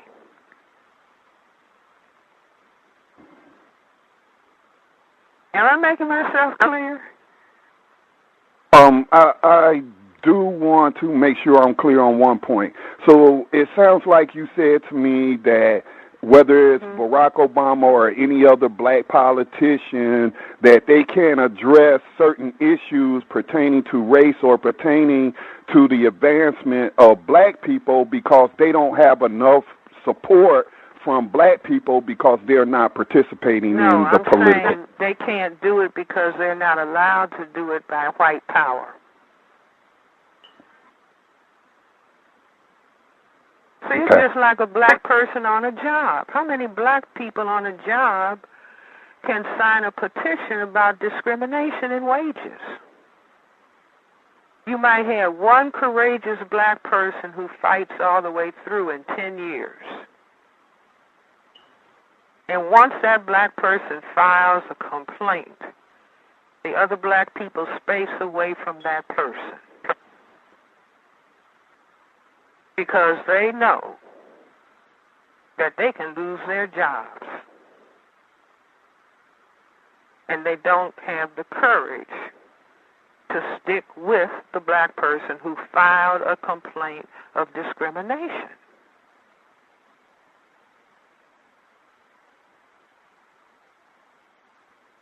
Because the people in charge can fire you. So I'm just saying that that's why it's important to understand the system of racism, white supremacy. What the system is and the seriousness of the system. This system hasn't run for 500 years because it's playing. That's like I saw a child in therapy some time ago, and this child wasn't a little black male child, maybe 11 years old, and the mother brought him in because he wasn't performing in school, and they said he was smart, but he, just wouldn't perform. So the psychiatrist, I'm the child psychiatrist talking to the little boy, said, "Sweetheart, don't you want to work hard in school so that you can help black people?" And this little child said, "No." Now that was surprising because the psychiatrist would want the child, "Yes, I do." The little boy said, "No." And I said, "Why not, sweetheart?" He said, "If you try to help black people, you will be killed." And he said, Martin Luther King, Malcolm X. So I'm thinking to myself, IQ 265. See, now any person, can a black man drive his car, his new car, down the road at speed without wondering if he's going to get stopped and mistreated and possibly killed?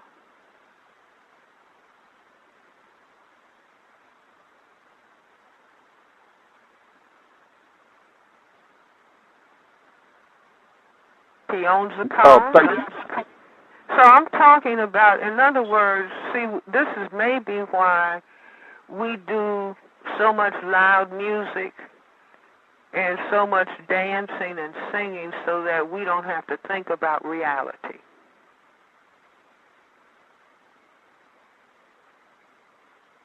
See, this racism, white supremacy is a war. It's a war for white genetic survival by whatever means necessary. And so if everybody would face that and deal with that reality, and deal with the reality that when, black man steps in his car in the morning to go to work, could he be stopped? An illegitimate stop, and may be killed. So if we were focusing on that reality as opposed to the loud music drowning the reality out, whether it's listening to rap or listening to some church music, drowning out the reality of the precariousness of our situation. If we focused on that, then we would understand, well, Brother Obama, is he doing everything that I would like him to do? No. Absolutely no. But neither has any other of the presidents that have been there in my lifetime that I may have voted for. And this is why if we understood racism and understood that means me. And so how can I look at one black man is supposed to transform this whole system? And this is why I say we all have to understand. And by each person understanding and doing whatever bit they can do to help transform the system. And just like the little boy said, if you try to help black people, you can be killed. Now, was he right or was he wrong? He was right, Dr. Welsing, but I believe, though, if we are at war, and I do believe we are at war, that if we're going to engage the enemy, whoever he may be or she may be, then we have to go into it understanding that there's going to be casualties. And that so how many people do you know have that understanding? And first, you see what I'm saying? Many. In other words, I'm saying even just the understanding of the position that President Barack Obama is in and being determined just because he is a black man. I am going to go and vote for him in this system that doesn't respect him and it doesn't respect me, meaning you. It doesn't respect us because we are black and we are perceived as a threat to white genetic survival. So I'm not putting any more pressure on him than I put on myself. I know the spot he's in because he's in the limelight. I'm just in my house. I'm speaking for you as another black man because I understand the system. And I'm doing the bit that I can. See, understanding the system itself is about 50% of the problem.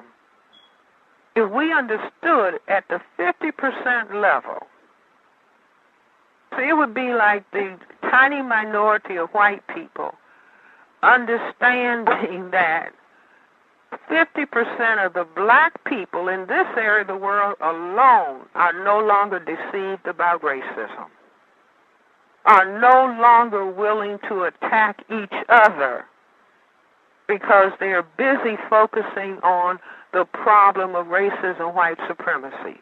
And they openly admit that they are afraid to do so. As a matter of fact, it was just a big convention of black men all over the United States gathering to talk about their fear of the white man. And they're reported in the newspapers. There were reporters there from all over the world, and the reporters were asking what are they going to do about their fear. And they said, we don't know because we're still afraid, but at least we're facing our fear. That's sad. We haven't been able to face it. We've been talking loud, jive talking, clowning, getting over. But now we are deciding to face the fact that we're really afraid. No, we don't know what we're going to do. We're just silently talking with each other, not threatening anybody. That's not the answer. We're just talking and confronting our reality and respecting ourselves as men. Now that Thank you, Dr. would transform. See, it's nothing like people who can face reality and talk about it because that's the first step. See, it's just like understanding racism, white supremacy, what it is, not sliding over the word racism. See, understanding that racism, white supremacy is a system that the tiny minority of people who classify themselves as white have evolved for their genetic survival on this planet in economics, education, entertainment, labor, law, politics, religion, sex, and war. What do they have to do? How many guns do they have to make? How many drones do they have to make? By any means necessary. Then, Dr. Wilson, I feel then that if they are willing to die to sustain this system of white supremacy, then we have to be just as willing to die to overthrow it. See, that's why they have black men calling themselves dogs and dancing around and calling themselves dogs and calling black women bitches. Mm-hmm. Because they have annihilated self-respect. Nobody who calls himself a dog is going to be in a posture of self-respect to defend themselves or defend their families. See, this is the importance of, we've got to degrade them and make them like it. We've got to see that they call themselves niggers and call it a form of endearment. Because if I can make them call themselves dogs and call their women bitches and call their children bow wows, I don't have a thing to worry about. Now that's where we are.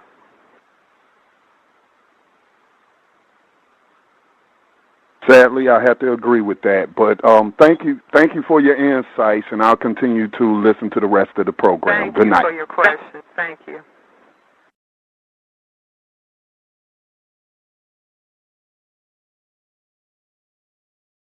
The late, great Dr. Francis Cress Welsing, Cameo, Black Talk Radio Network founder, Mr. Scotty Reed.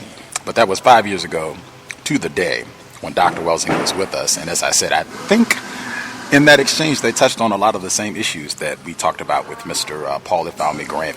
We are going to be back. This is program 1 of 2, so we will be back in 2 hours for Workplace Racism. It's Thursday. We don't take holidays, and we certainly do not break from workplace racism. So we'll be right back. So if people have a quick, concise comment they would like to get in about Mr. Grant, I will allow 10 minutes. I did have a few quick things that I wanted to share. We'll then get to the callers, and that will wrap us, and then we'll come back and do workplace racism.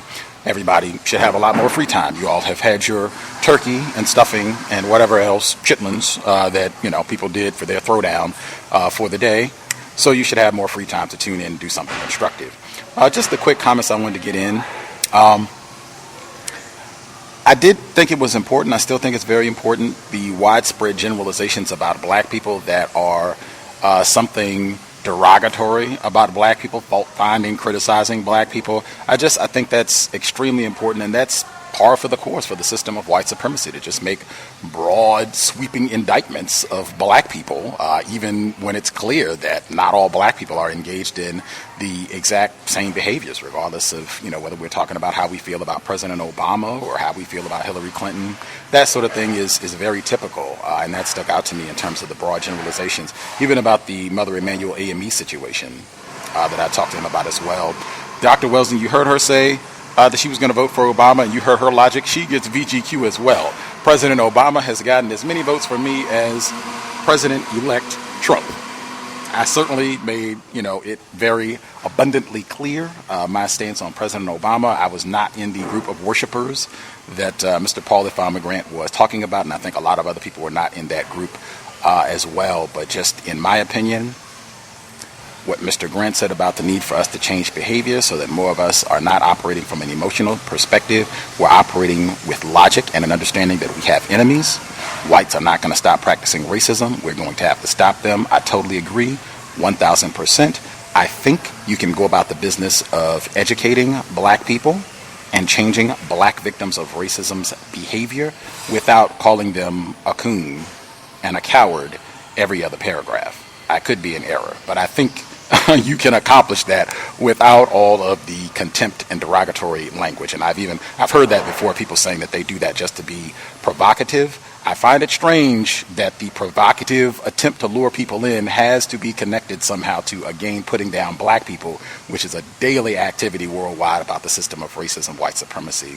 I also thought it was extremely important. I asked him twice, and he did not answer the question either time, if he could point out other groups on the globe, other groups of black people specifically, who deserve to be mistreated or subjected to further abuse because of how they have responded or failed to respond to this problem. He could not, or he did not answer the question, and I asked him twice. I thought that was significant, and for me, that sort of thing would further bolster, well, maybe there is some sort of targeted animosity to black people in the state specifically. He says that's not the case. You can check out his work. All I can state is that reading that article about most black people in the states deserving a Trump presidency, and even his comments about Mother Emanuel AME, that to me does not sound like someone who is in love with black people specifically in the states. The last comment that I'll get in, that segment where he was talking about the Mother Emanuel AME and his frustration about the forgiveness, we talked about that before. Dr. Welsing talked about that. Dr. Welsing predicted that that was going to happen a day before it took place. I wrote about black forgiveness and the problem with that months before that incident happened with the Mother Emanuel AME terrorist attack and probable political assassination of Reverend Clementa Pinckney, state senator. You can do that without indicting the black people, the victims who are suffering and however they respond to an act of ghastly, historic white terrorism. You can do that and call out the need for us to move away from forgiving racists without invoking terms of coonery to describe any black, I don't care who it is, saying that this coonery surrounding, I guess just to make sure I'm being clear, any discussion around Mother Emanuel AME, in my view, I think that that should be something that we talk about in a very serious manner. And I don't think that that's one that we should use to indict any of the black victims in that case for how they responded. I think that's something that there should be something sacred for what happened, some sort of empathy for the black people who experienced that.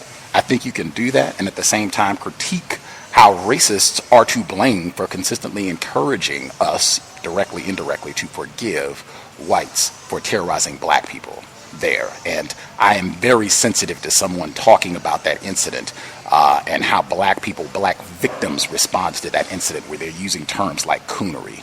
I do not think that is black self-respect. I do not think that is helping move us to solve this problem. In fact, that's the type of language and discourtesy and contempt for black life and black suffering that is par for the course, as I'll say again, for the system of white supremacy.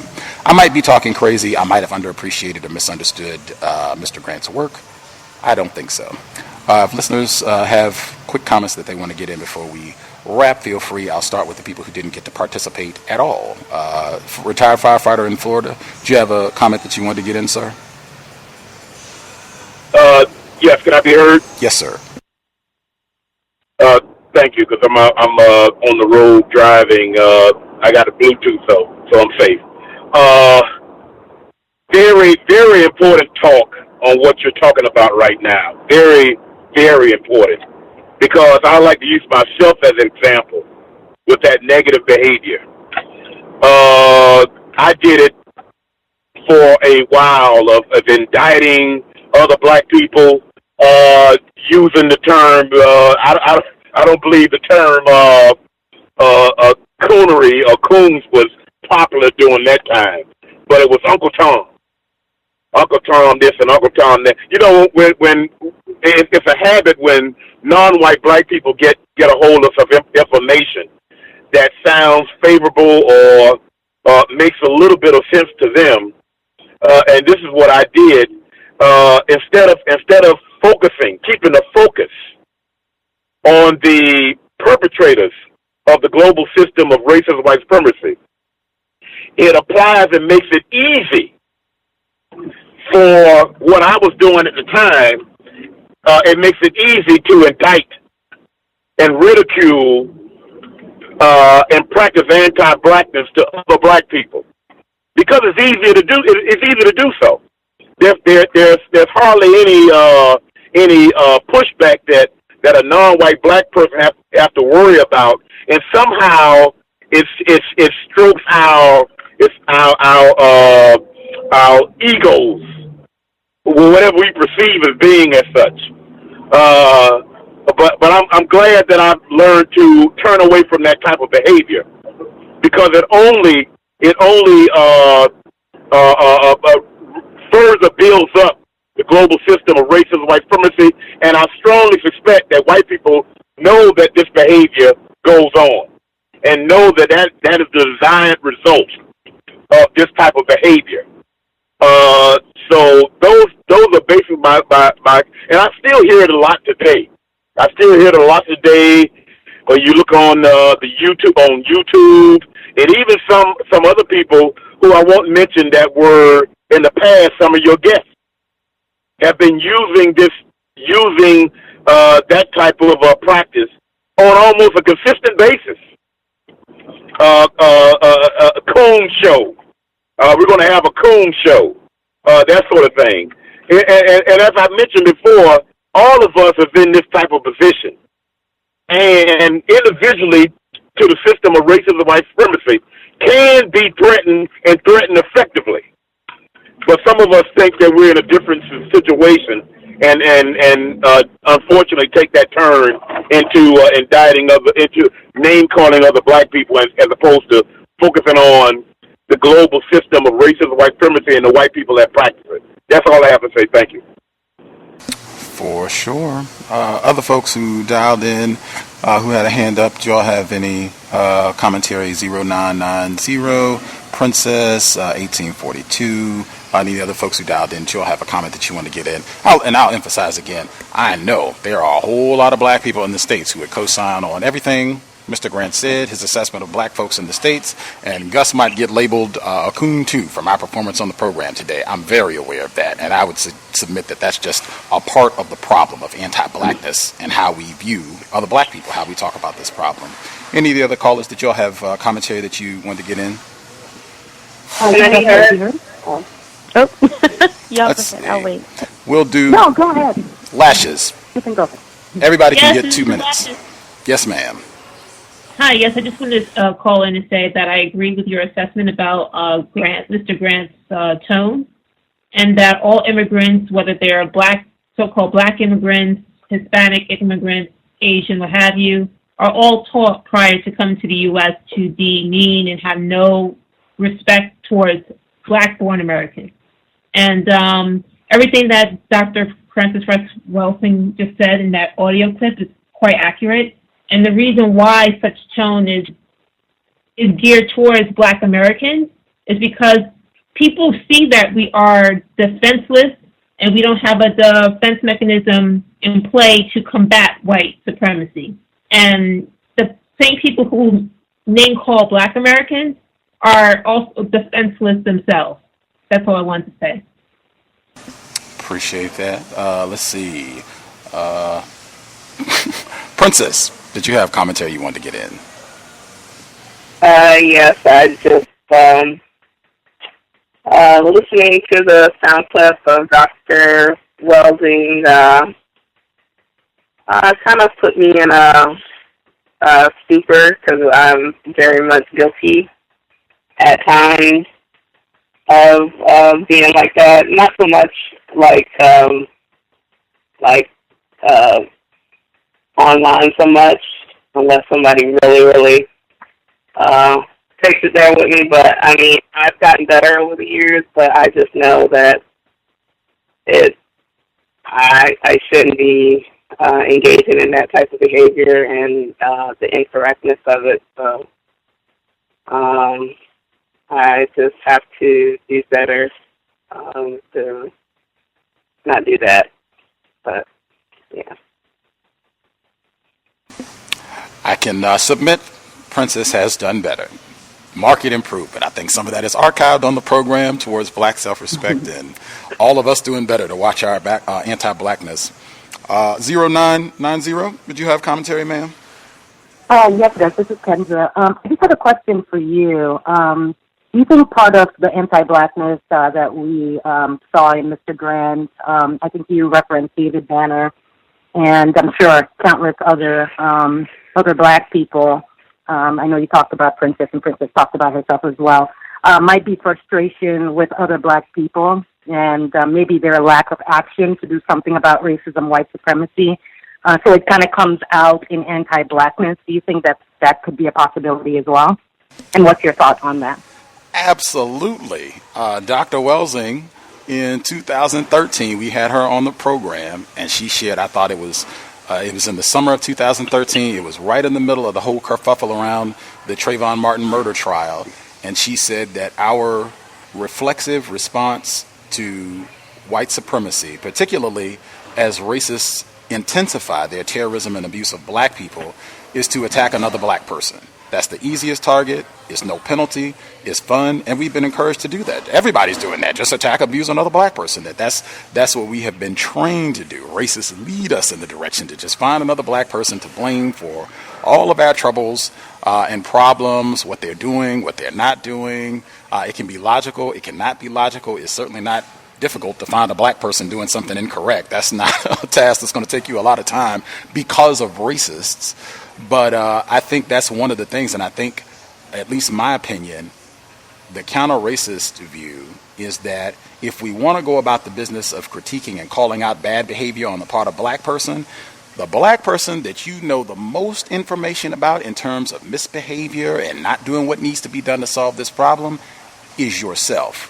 So anytime we get real excited and feel like, hey, we need to have some accountability, we need to hold some of these niggers accountable, get that mirror and start there. And I do not see that. We get excited and happy to critique other black people. We do not get excited and happy to self-critique. Charity begins at home. I submit that self-critique should begin at home. And if we're not going to come out and call out yourself, and publicly too, because that's how we like to do it, right? To go at another coon, Negro, Uncle Tom, could be Gus, to go at them and how they are failing to solve this problem, well, then start with yourself. And I think if we do a bit more of that, I think we might be a little bit more patient with other black people, other victims of racism, and seeing how we also are falling short in solving this problem. And I'm just using logic since the problem has got to be here. All of us got to be falling short in some way, shape, form. When we start doing that and being honest about that, then I think we might ease up off of, how we go at other black people and how they're responding to racism, white supremacy. But I could be in error. But just as Mr. Fuller has said repeatedly, sport enjoyed by all is very fun, it's very easy, and that's one of the things I think we should be very mindful about minimizing unless the critiques are going to start in the mirror. Hey, Gus, when you say lack of self-critique has a lot to do with lack of self-respect? I think so. I think Mr. Fuller, when he says self-respect is being honest with yourself,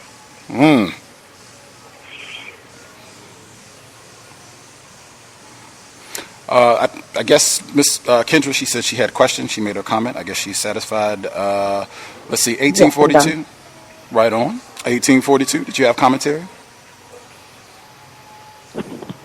Can I be heard? Yes, ma'am.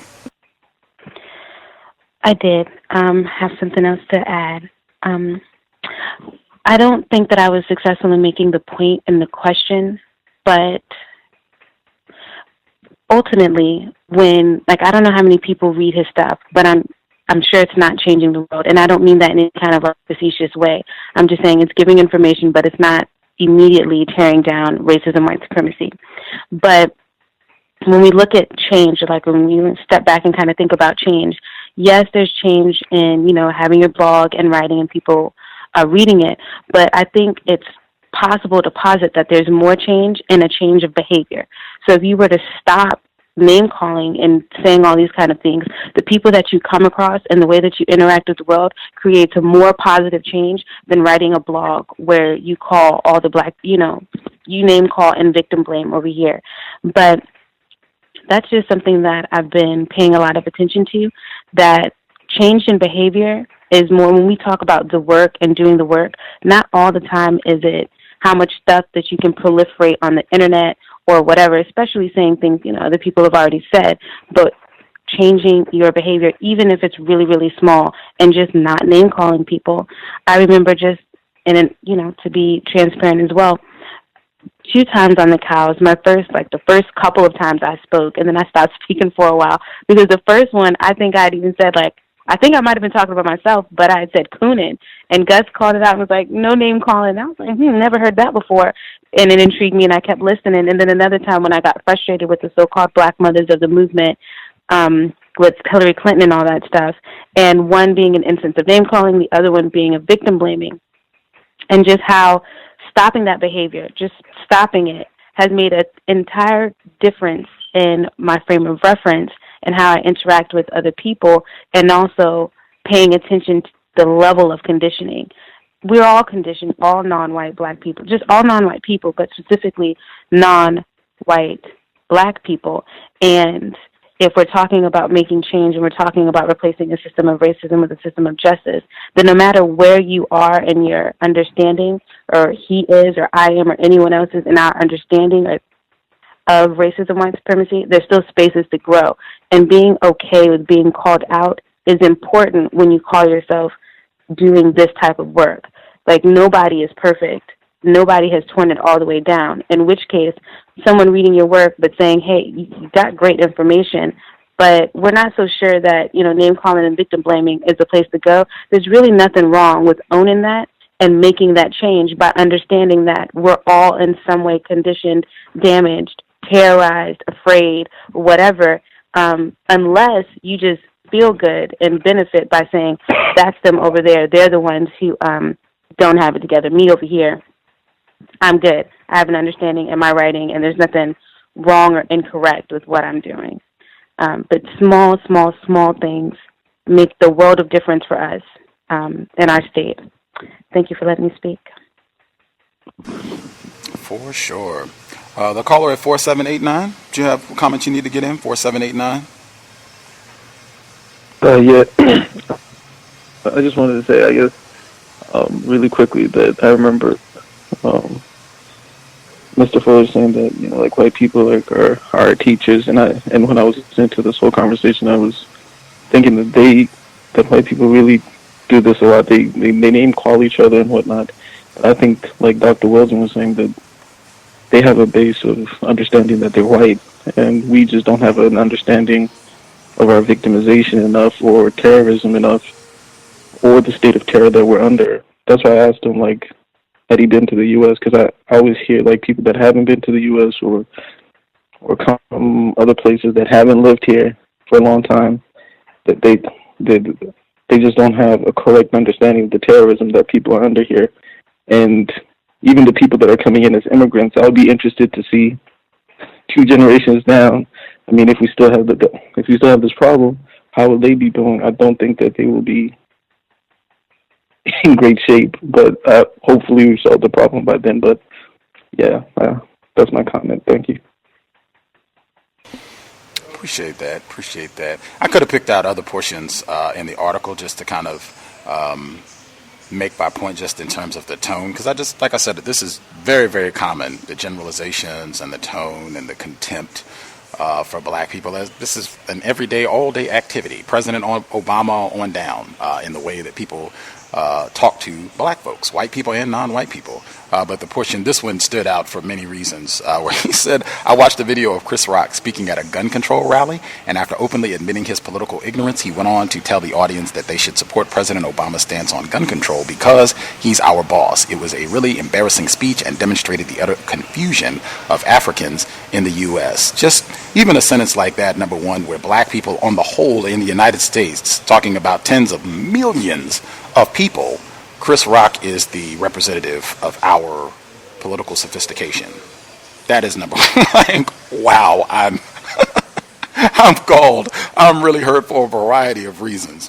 But just that, that sort of tone, I just don't think that that's, helping us to solve this sort of problem, to just have that level of contempt when we talk to other Black people. I would hope, if anything, just as a Black person, that's my experience. I feel like people talk to me like that all the time and have for my entire life, that I specifically am ignorant and stupid because I am black, and black people in general, even if I am not, black people in general are.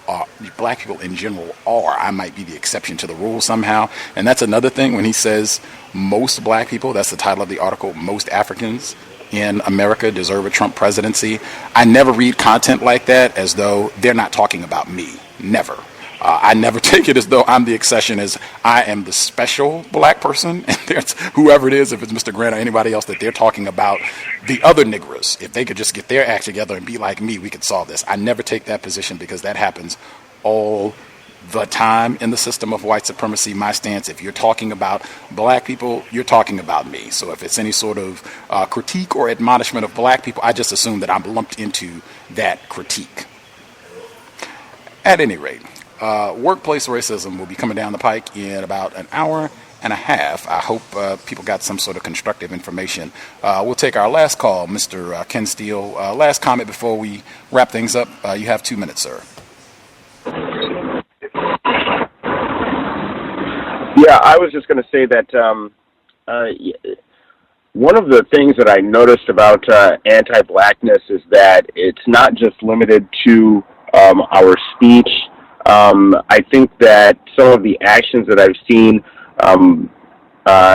demonstrated by the proliferation of so-called fight videos, I think that that's playing a large role in, I guess, a next level of conditioning black people. I think that we're being conditioned by these videos to harm each other physically even more, and I think that a large part of the reason why these videos are so popular is that,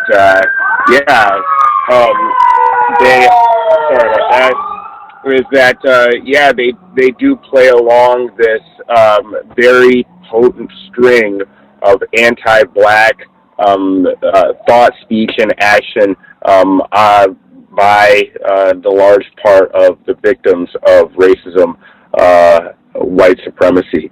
And I just want to say, please make it a point to stress how important it is to talk to our children as opposed to indulging in any sort of emotional or other impulse that might say the best solution to deal with frustration and dealing with our children is to hit them. I think that that's a part of where anti-blackness may germinate from within ourselves, is that experience of harming our children and being harmed as children by our parents. So please give the anti-blackness a break, and let's just practice talking our way through problems as opposed to becoming violent or emotional when confronted with our frustrations. Thank you so much. For sure. Sounds like glad I am not in your area. Sounds like Thanksgiving went bad somewhere. I hope you are staying as safe as possible, Mr. Ken Steele. Yeah. For sure. We will be back, as I said, in about an hour and a half. Workplace racism. People wrote in. Other people out there are working, so we will do our normal share, right? If you are around family and you have an opportunity to sit around with your relatives after you've eaten or what have you, or while you're watching the football game or whatever else you're doing, workplace racism. Anybody here having any issues on their job? Listen in. Great opportunity to share. But that'll be coming up 8 p.m. Eastern, 5 p.m. Pacific. 8 p.m. Eastern, 7 p.m. Central, 5 p.m. Pacific, coming up right in about an hour and a half. Asada Kirkland, I was reminded, Asada Kirkland, she was on the program earlier this year, reminding us about that connection exactly in terms of how we relate to our children and conditioning them from an early age about violence, conflict, and how we relate to other black people. Very, very important. You can go back in the archives for that as well. I hope if anyone felt I was discourteous or rude in my presentation to Mr. Grant, you can let me know. We should not be criticizing someone or making an issue saying that anti-blackness is being practiced and then being anti-black ourselves. He's still a victim of racism, and he's done a lot of constructive work. Again, he was traveling. He just got back in the UK and literally pretty close to almost got off a plane and came in and hung out, talked with us for 90 minutes. He's a father, a husband. I'm sure his family would have appreciated him having some time with them as opposed to hanging out with black people in the States who are criticizing his work or at least asking some serious questions. But thanks for the folks who tuned in. I hope it was constructive. Black self-respect. Black self-respect, black self-respect. Anyone who has any regard for the work, the teachings, the life work of Dr. Frances Cress Welsing, you should have major regard for black self-respect and how often she talked about that concept and really saying, emphasizing that that is central to us solving this problem. How we think about black people ourselves, how we think about, talk to other black people. Extremely important. With that, thank you so much for tuning in. Even on the holidays, sobriety would be best under conditions of white supremacy. You just heard the 5-0, as they say, in Mr. Ken Steele's area. Sobriety checkpoints are going to be out. You already know that's how they get down for the holidays. So you do not want to be out and about on the road. If they recently legalized cannabis in your area or you got your holiday drink, whatever the case is, you do not want to put yourself in jeopardy over these here holidays. I would even submit sometimes the alcohol and what have you and relatives, all that can be rather combustible around holidays. But sobriety would be best. You do not want to have this be the time that you bump into Daniel Holtzclaw, Darren Wilson, any of these other race soldiers, badge or no. Whites are dangerous, and we should make sure that our behavior at all times reflects that war is being waged against us. I don't think a cigarette, a Newport, cannabis, alcohol, wine, any of that, I don't think is going to help us solve this problem. Name calling either. With that, Creator, we ask that you help us remain patient with other black people, victims of white supremacy. We ask that you help us remain patient with ourselves. Remind us to demonstrate the highest levels of black self-respect at all times, in all places, each and every time we are in contact with another black person. It has been time. Replace white supremacy with justice immediately. Cow signing out. Thanks all for tuning in. Nigga, you so brainwashed. I'm a victim, brother. Problem. You're a victim. I'm a victim of 400 years of conditioning. Shut up. The man has programmed my conditioning. Even my conditioning has been conditioned.